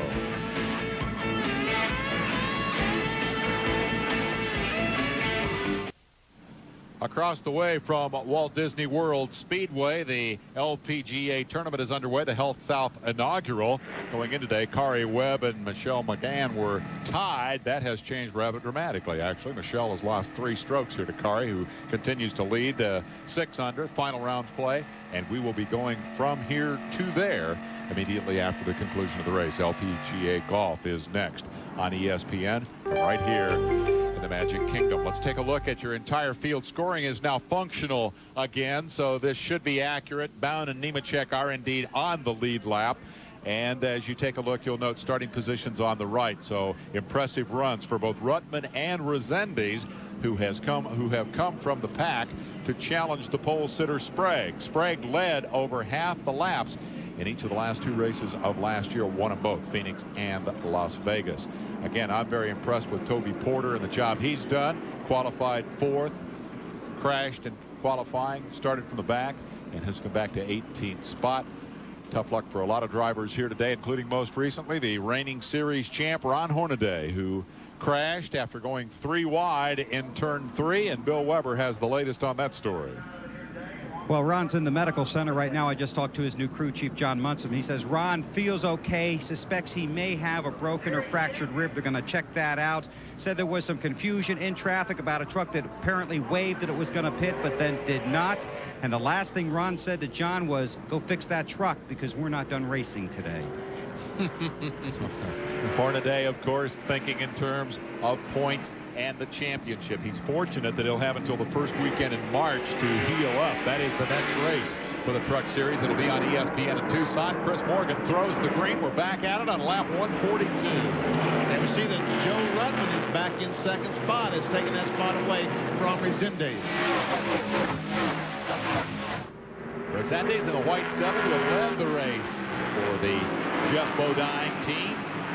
Now deployed in 3rd as Sprague continues to be the dominant truck in terms of laps led. He's been passed 3 times on the racetrack.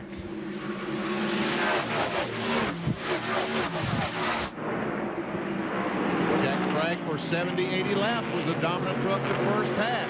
Can he keep it together for 100 laps in this half? That's the question. And it's going to take some time to find out. The tires wearing out with the key the first time around. Here's Sauter being challenged by Irwin. A terrific battle. In the thick of that is number 66, Ruffner, last year's Rookie of the Year. We have 10 rookies in the show here this afternoon. And this battle is for 9th, 10th, 11th, and 12th position. On board with Joe Ruttman, the precision here, easy for me to say. On board camera. And the real bad news was there's Ruttman in the middle of the 3-truck battle for the lead. Oh, we got some trouble. Tammy Jo Kirk has spun and crashed, and also involved is the number 32 of Kenny Hendrick. That's Hendrick who backed into the outside wall. He was already a lap down. Kirk was involved in that big incident early in his far down field. We'll take a quick break here as Tammy Jo hustles back to the pits for yet more repairs.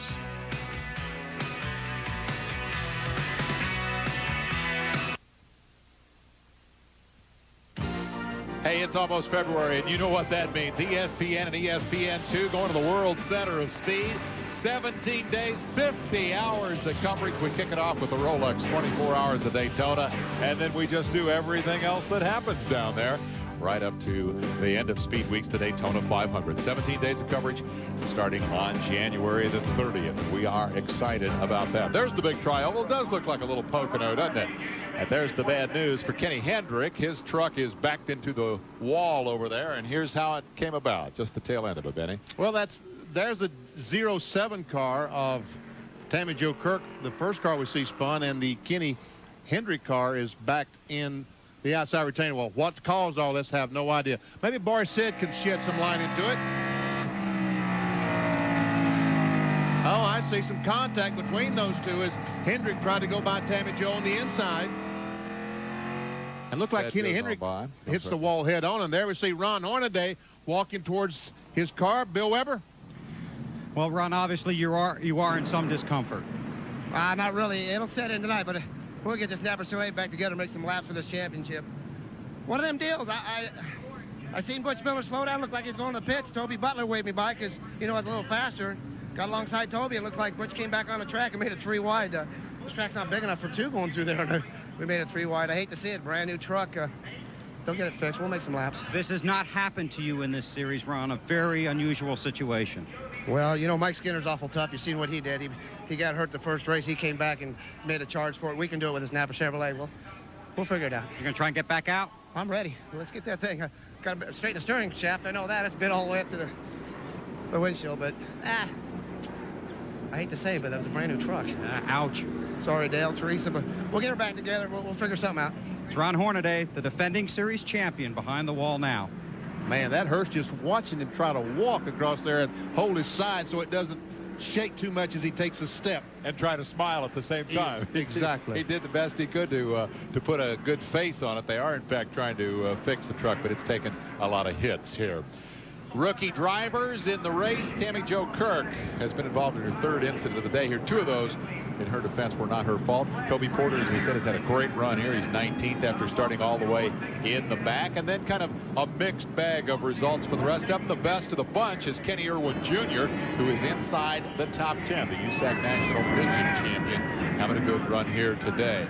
Key point, I guess, is that most of the rookies are still out there in accumulating position. This is the competition yellow. They'll refuel the trucks, and we'll come back to finish this thing at Disney World. Chevy Truck Challenge event here at Walt Disney World Speedway.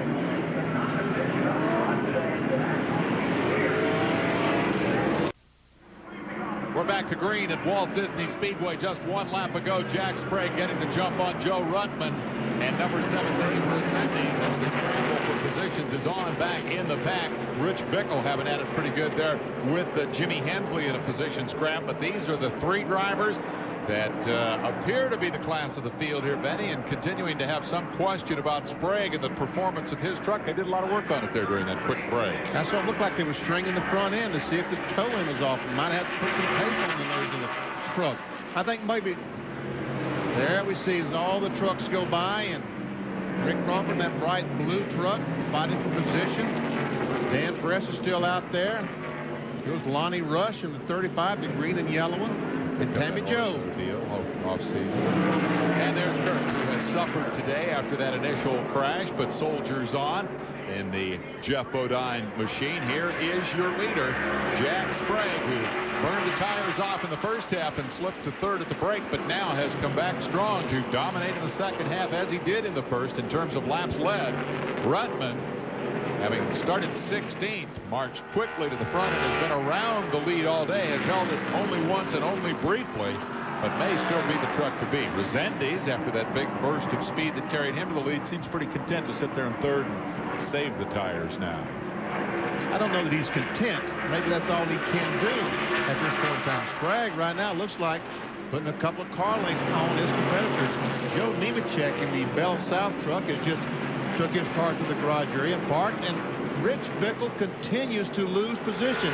The leader at the halfway point, the Die-Hard truck, continues to lose positions as Rick Corelli and Butch Miller goes by. Corelli appears to have saved the best for late in the race. That is the best he's run thus far as he takes over 4th, and Butch Miller came right with him. into 5th spot. Bickle, boy, he is going backwards. There goes Hensley in 43 and Sauter in the 3. Just like that, Bickle's going to be all the way back in what, 7th spot, 8th spot. Tough sledding. Walt with punch after they load at the halfway mark. Good news is they got their Gatorade money. We've had 10 cautions today, just one short of the record 11 for a super speedway record of 11 last year at Homestead. So it has been a far affair. This is Jimmy Hensley's Cummins Dodge as he looks back at Jay Sauter, the driver for Richard Childress this year in the Goodwrench Chevy. There they are, 3 and the 3. Sauter has stayed out of most of the trouble today, although as you can see the left rear is beat up a little bit. Started 21st, currently sits in 7th spot in front of Bickle, who is now 8th. Now we mentioned that Waltrip has gone from happy to sad. Let's see how sad as we go to Bill Weber. Well, Darrell Waltrip, you told me you were saving tires, but now you have a motor problem? Yeah, Rick just called in and said that the engine had started skipping. We're afraid it may have broken the valve spring. He's going to have to back off and hopefully make it to the finish now. That's what we're hoping for. We don't want to blow up if we can help it. Boy, this racing can really be an up and down day, or even if you're just watching. Well, I've had a fun day, though. At least we led halfway, and that was big for us. So, success in mid-race for Bickle. New outfit, run that well, lead the race, get a big check. Yeah, it's frustrating when you break apart, but still, it's good to know that you're competitive. Well, that's the whole thing, is they leave here knowing that they can't run with any truck here. See all these trucks going by the 68. That's Bobby's daughter driving for Carl Wagner, that yellow truck that these vehicles went by just a moment ago. Bobby has lost a couple of laps here today and soldiering on, just accumulating laps. But no, I'll take that back. Just lost one lap. He is inside the top 20 at 18th spot, so that's not a bad run. Hey, Sauter in that black 3, it's interesting that he was on the short list for the very first truck campaign of Richard Childress. Skinner got the ride and the championship. As we go back with the Jack Sprague with about a 5-truck interval. Sauter now gets his shot at the big league, and he's done a good job here today. He is 7th. Let's go to Marty.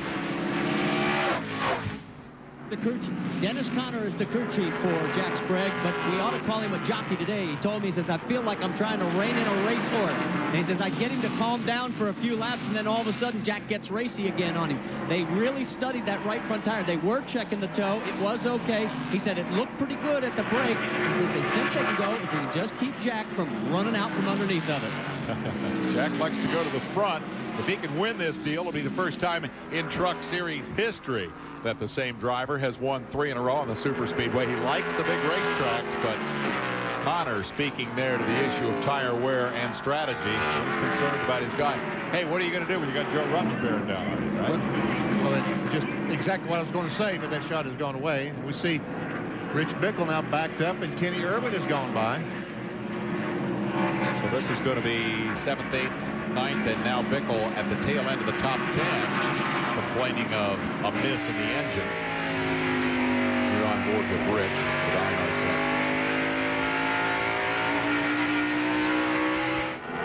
If I were Joe Ruttman, I would certainly be thinking, well, let's go up and put the pressure on Sprague if we can.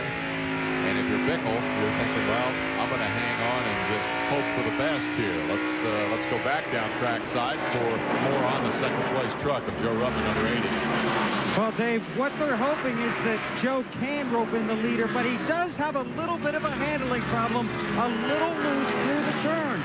But his crew told me it's no different than anybody else is fighting out there, and they hope to challenge in the closing laps.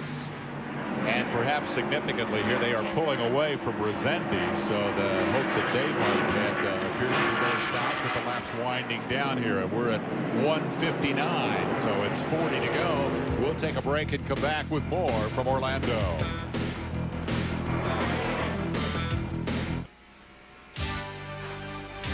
ESPN Speed World coverage of the 1997 NASCAR Craftsman Truck Series opener from Orlando, being brought to you by Chevrolet Trucks, the most dependable, long-lasting trucks on the road. Well, the long-lasting trucks are for the moment, Sprague and Ruttman.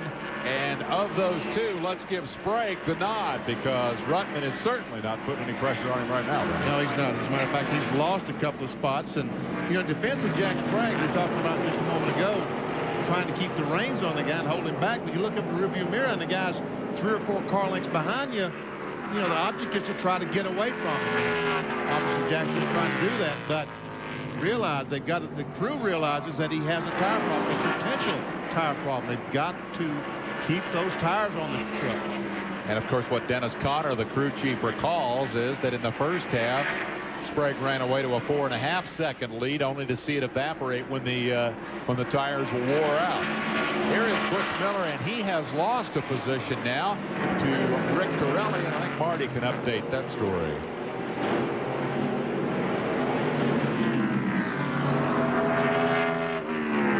Marty Reed on Butch Miller. Hey, Dave, I got it for you. Butch Miller's had one of those roller coaster days you were talking about. And it started yesterday when he crashed. Then remember earlier we thought he had a drop cylinder? That's what they thought too. It was a bad plug wire. They fixed that. Butch fell all the way to the back of the field. Now he's climbed his way right back up near the front.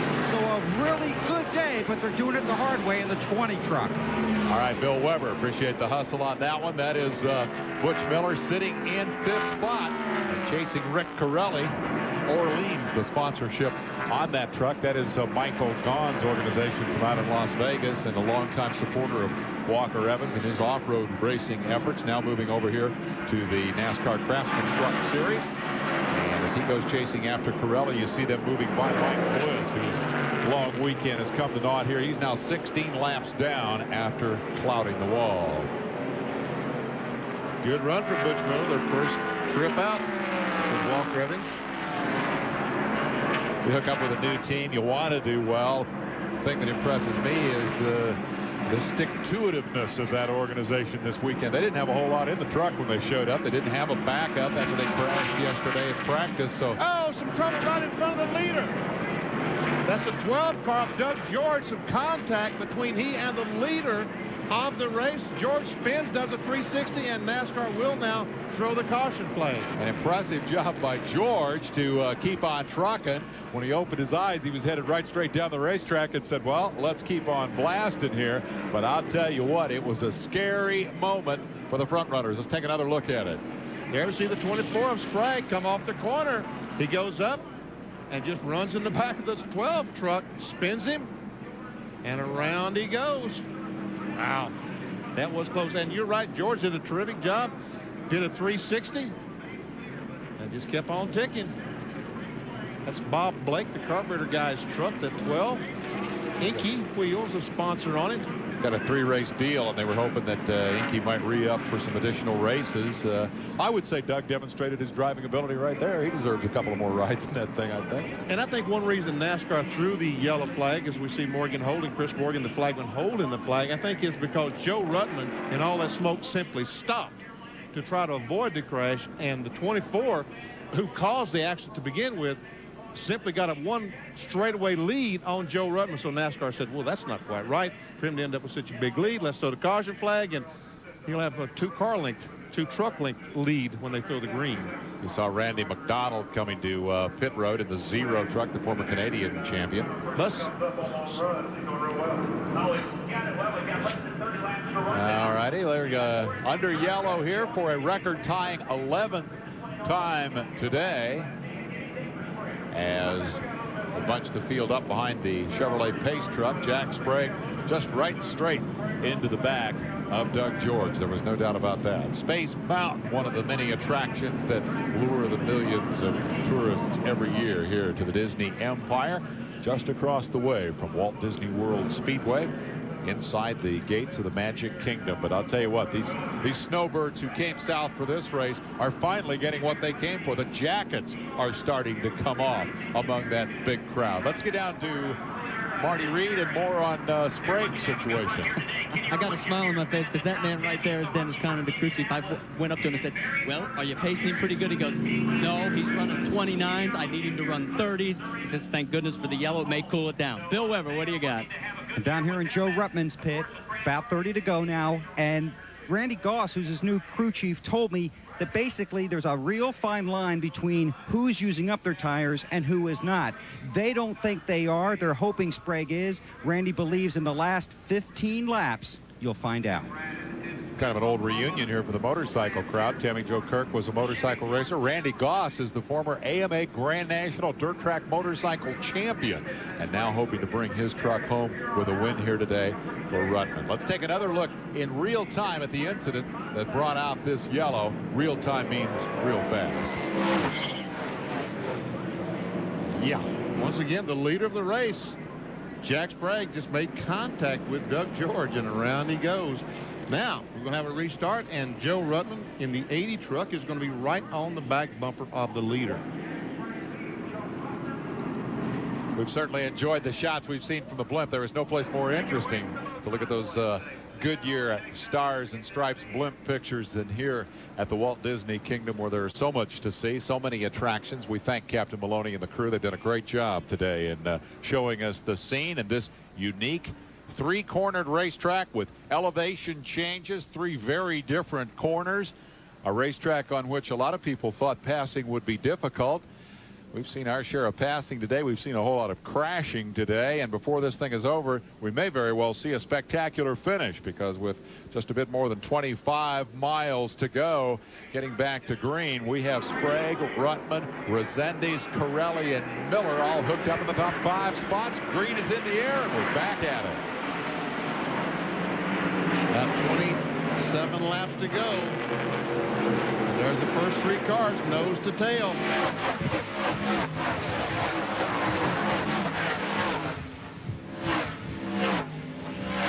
The rookie's doing a good job. We alluded to that earlier, but it appears that 9 of the 10 rookies are still on the racetrack and accumulating laps. Meanwhile, the experience up front paying off.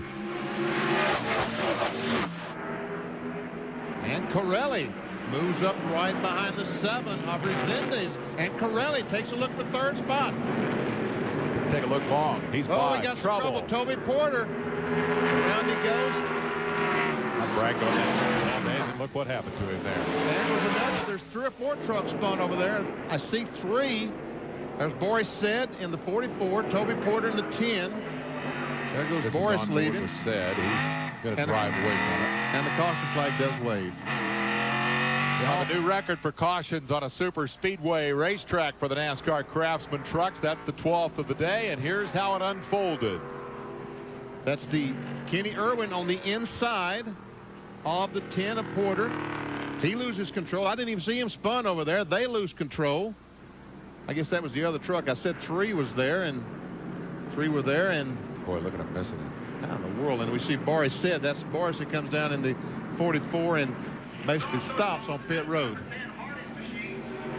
One more look is from our speed shot as they come off the corner. There we see Kenny Irwin going around in the Rebestis truck. He does a 360, gets it pointed in the right direction. Toby Porter's going to go up and make some contact with the outside retaining wall. It didn't look like it was too severe.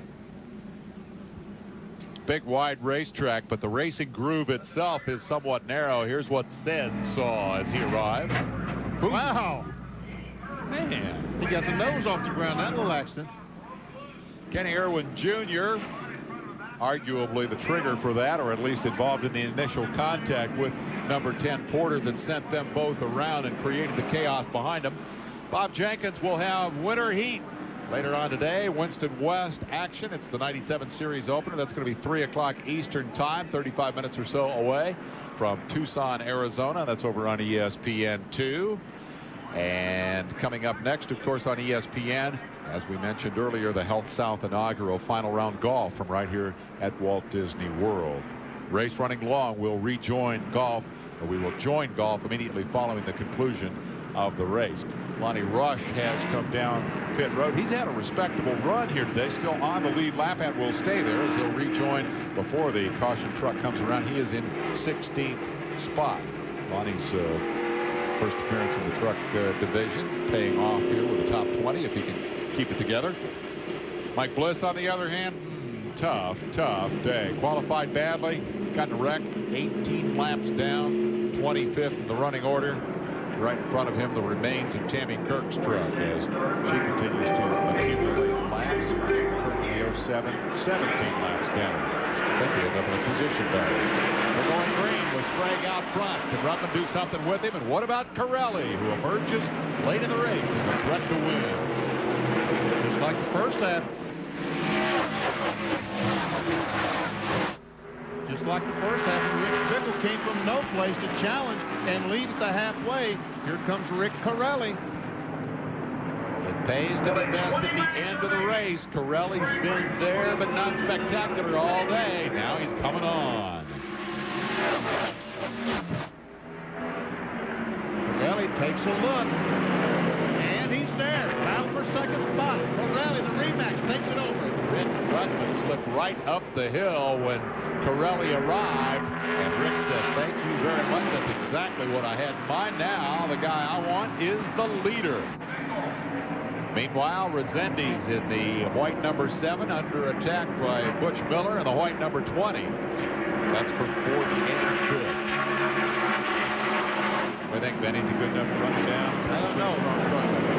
It's a strong truck, and right now he's not making any progress towards doing that. Oh, Tail got a little happy as he came off the corner, wiggle a little bit. He got around Ruttman with run of the bees, but Joe stuck right with him in the ensuing lap. Now you see Sauter in the black 3 up to 6th. There's Ruttman back by Corelli. So that may have been a flash in the pan.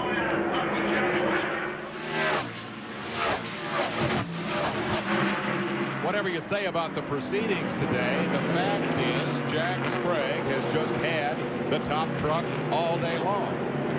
Just for about 10 laps, from lap 90 to 100, he was not the best truck. As a matter of fact, fell back from the second or third spot. And Rich Bickle led it halfway. Joe Ruttman looks like to have had the second best truck most of the day. I'm curious about Corelli's situation here. He looks strong. Now he's backing up again. Let's see if we can get more on that from Bill. Well, Dave, after the drivers' meeting this morning, his crew chief, Rick Wren, was one of the many crew chiefs that were concerned about tires, but they're not concerned about this season. They look at last year as really an entire learning season. This year, they have all Hopkins chassis. They had a variety of different chassis last year. They've changed to Hutter engines. Everybody has a year experience. They are very optimistic this year, and they are really hoping that Rick Corelli can show his stuff in 1997, and he may show it here in the last 20 or so laps. Corelli showed Ruttman some stuff there for a moment, but I have a feeling that the key word in the paragraph Bill just delivered may be tires, because Corelli immediately back up and is losing touch. So coming up next, we've got golf. If you've tuned in just now to see the golf tournament, we will be going across the way 3.5 miles to the Health South inaugural in a moment. Here is your position battle for 4th and 5th spot. Give it to Butch Miller. And Resendiz is going to lose lots and lots of spots, it looks like, because he's on the outside, and Resendiz spins up in the second corner. Around goes Resendiz, and what a frustrating, I won't say end because he'll continue, but what a frustrating conclusion to his run at the lead. And no yellow flag. What a tough break for Resendiz. The green still is on the racetrack. They try to get this thing done, obviously, and Resendiz is going to pay for it. Ruttman, 10 truck lengths behind the leader, Jack Sprague. Sprague's crew chief says he's going too fast. Jack says, I got to go fast because Ruttman's back there. And this whole thing's going to be decided in 15 laps. This is precisely the point at which Rich Bickle went up and took the lead from Sprague in the first segment. There were 15 laps to go. Not precisely the same because this segment is a mile shorter. The point is, if Sprague's wearing out his tires, we're going to see the evidence of it real soon. 10 trucks down to 5. It's like the maybe debris out there. Fiberglass jumping off the nose of Resendiz truck. Resendiz managed to gather things back up and continue, and there we see Resendiz as he goes in the corner. That's Butch Miller on the inside, Jay Sauter in the 3, and right there's some contact between the 3 and the 7. Jay Sauter's been unable to keep that 3 truck on the bottom all day. That's twice we've seen him go up and clip someone down in turn 1. I saw the piece go flying off the front, but the yellow did not fly. Back with your lead battle as the laps begin to count down here.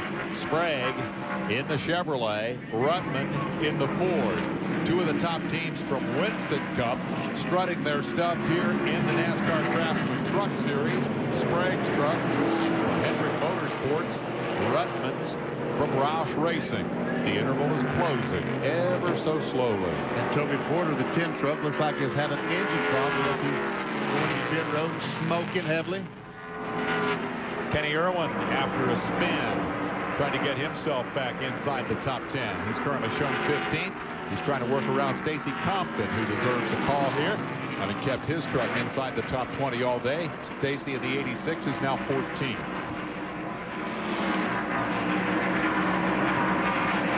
Irwin will be a little more, cautious perhaps in dealing with Compton. Don't think so, because he's on the inside. And you look at that trouble, those trucks on the inside been losing the back end of the corner, and as they save it, go up the hill and make contact with the other truck. This time, Irwin was able to keep his truck under control and take the spot away from Stacy Compton. Troy Selberg is the crew chief on this 86 truck. Butch Mock, the owner. Butch insisted to me yesterday that he is not officially the owner of that truck. He says, oh, we got trouble. Around and into the wall goes Brian Refner in the 66. Hit it a pretty good lick. We've got yellow again late as Refner involved in a pretty major incident here. Yes, some heavy contact to the left rear of that truck. Brian Refner, former ASA champion, former ASA Rookie of the Year, moving around inside. Now down comes the window net, the universal sign that the driver is okay. Let's take a look. There we see the 99 truck going on the inside. Refner does not realize that Chuck Bound is there. He comes down the hill. Oh, I see Bound tries to get on the apron of the racetrack to dodge him. When he gets sideways, he goes up and bangs the 66 in the left rear. Bound did a heck of a job of hanging on to that thing. About bounced out from under him, but Refner pays the price. Here's another angle. And watch as the 99 gets on the apron of the racetrack. There we see he's going to go down and get on the apron of the racetrack, get sideways. When he saves it, back up the hill he goes and in the left rear. And Jimmy Hensley in the 43 drives by. Jimmy had a pretty good look at all that. Incidents on the racetrack here at Walt Disney World Speedway. Across the way at the Lake Buena Vista Golf Course, the action continues, and we'll go there live immediately following the conclusion of the race. Stay with us. Coming down to the proverbial NASCAR-style shootout here at Walt Disney World Speedway, the opening of the NASCAR Craftsman Truck Series for 1997. A lot of surprises today. Ron Hornaday Jr., the reigning champion, having difficulties.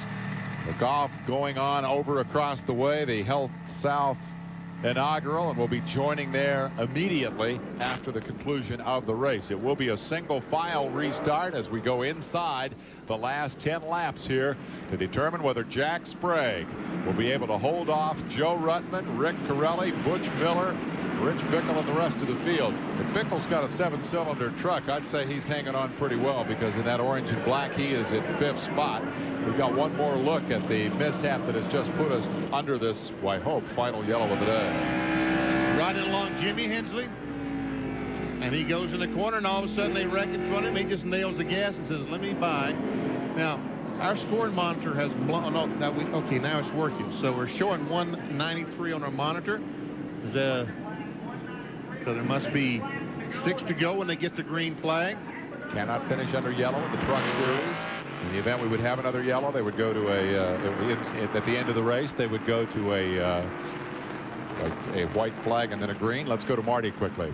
All I can do is I talked to Dennis Conner right during the yellow. He says, man, we didn't need that. He is so worried. He thinks Joe Ruttman has saved his tires and has just enough to take his man. This is going to be some kind of shootout.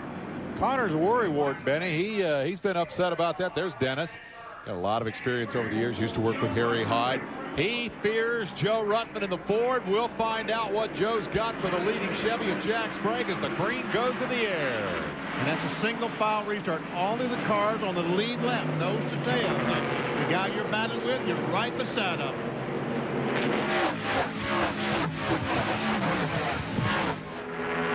Sprague, good restart. Pulls out 4 truck lengths on Ruttman. Ruttman closes it up a bit through the corner. Now down to the scary part of the racetrack. 3. Go through there fast enough, shake that camera every lap. Making a truck length difference here in the NASCAR Craftsman Truck Series opener. Here comes Ruttman. Connor's worst fears realized. He is there and challenging Jack Sprague. Sprague got the truck loose as he came off the second corner. Just about lost the back end. They were concerned about the right front tire. They might have adjusted for that, and now the truck a little bit too loose. Position fight behind him. Butch Miller blasts his way through, picks up a spot.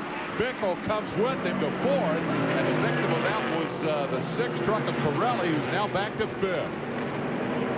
Oh, he almost had a crash up in 3 and 4 as Rick Crawford and the 99 of Chuck Bound made some contact. Bound's having a lot of fun here in the late laps. There goes Compton back in front of that bunch, back to the lead. Measure it in inches now as Ruttman attacks the Quaker State Chevy out front. Jack Sprague guarded the inside. 5 to go. Ruttman, 3 laps to go. 3 to go. Our scoring monitor is blown up, Dave, so don't pay any attention to it. I'll tell you what, there's only one thing we need to know right now, and that's what's happening on your television set, ladies and gentlemen. It has come down to these 2 guys. We'll keep you posted on the laps as we count them down. Joe Ruttman, the LCI truck, did not win in 1996. He desperately wants to do something about it. Joe almost had a spot to stick that nose, not quite. Jack Sprague won the last 2 races last year, is determined to win this one again. Blocking maneuvers down the backstretch, evasive maneuvers as Sprague tries to get away from the persistent Ruttman. That guy in 3rd place, Butch Miller, might be in pretty good shape. Into the grass goes Sprague with a lap to go. White flag flies. Ruttman trying to get the nose alongside. They touch. And around goes Sprague. He's into the outside wall. Ruttman goes by on the final lap of the race. Ruttman making contact with the tail of Sprague's truck. Sprague goes around, and Ruttman appears to be home free. Here comes Joe Ruttman to turn 3, and yes, like I said, Butch Miller almost was in good shape. Well, they say all's fair in love war in the last lap, and Ruttman takes the checkered flag in the Roush Racing LCI Team Ford, his 3rd career NASCAR Craftsman Truck Series victory. Let's go quickly to Bill Weber. Randy, Gus, congratulations. A wild finish. You said it'd come down to the last 15. It came down to the last ones.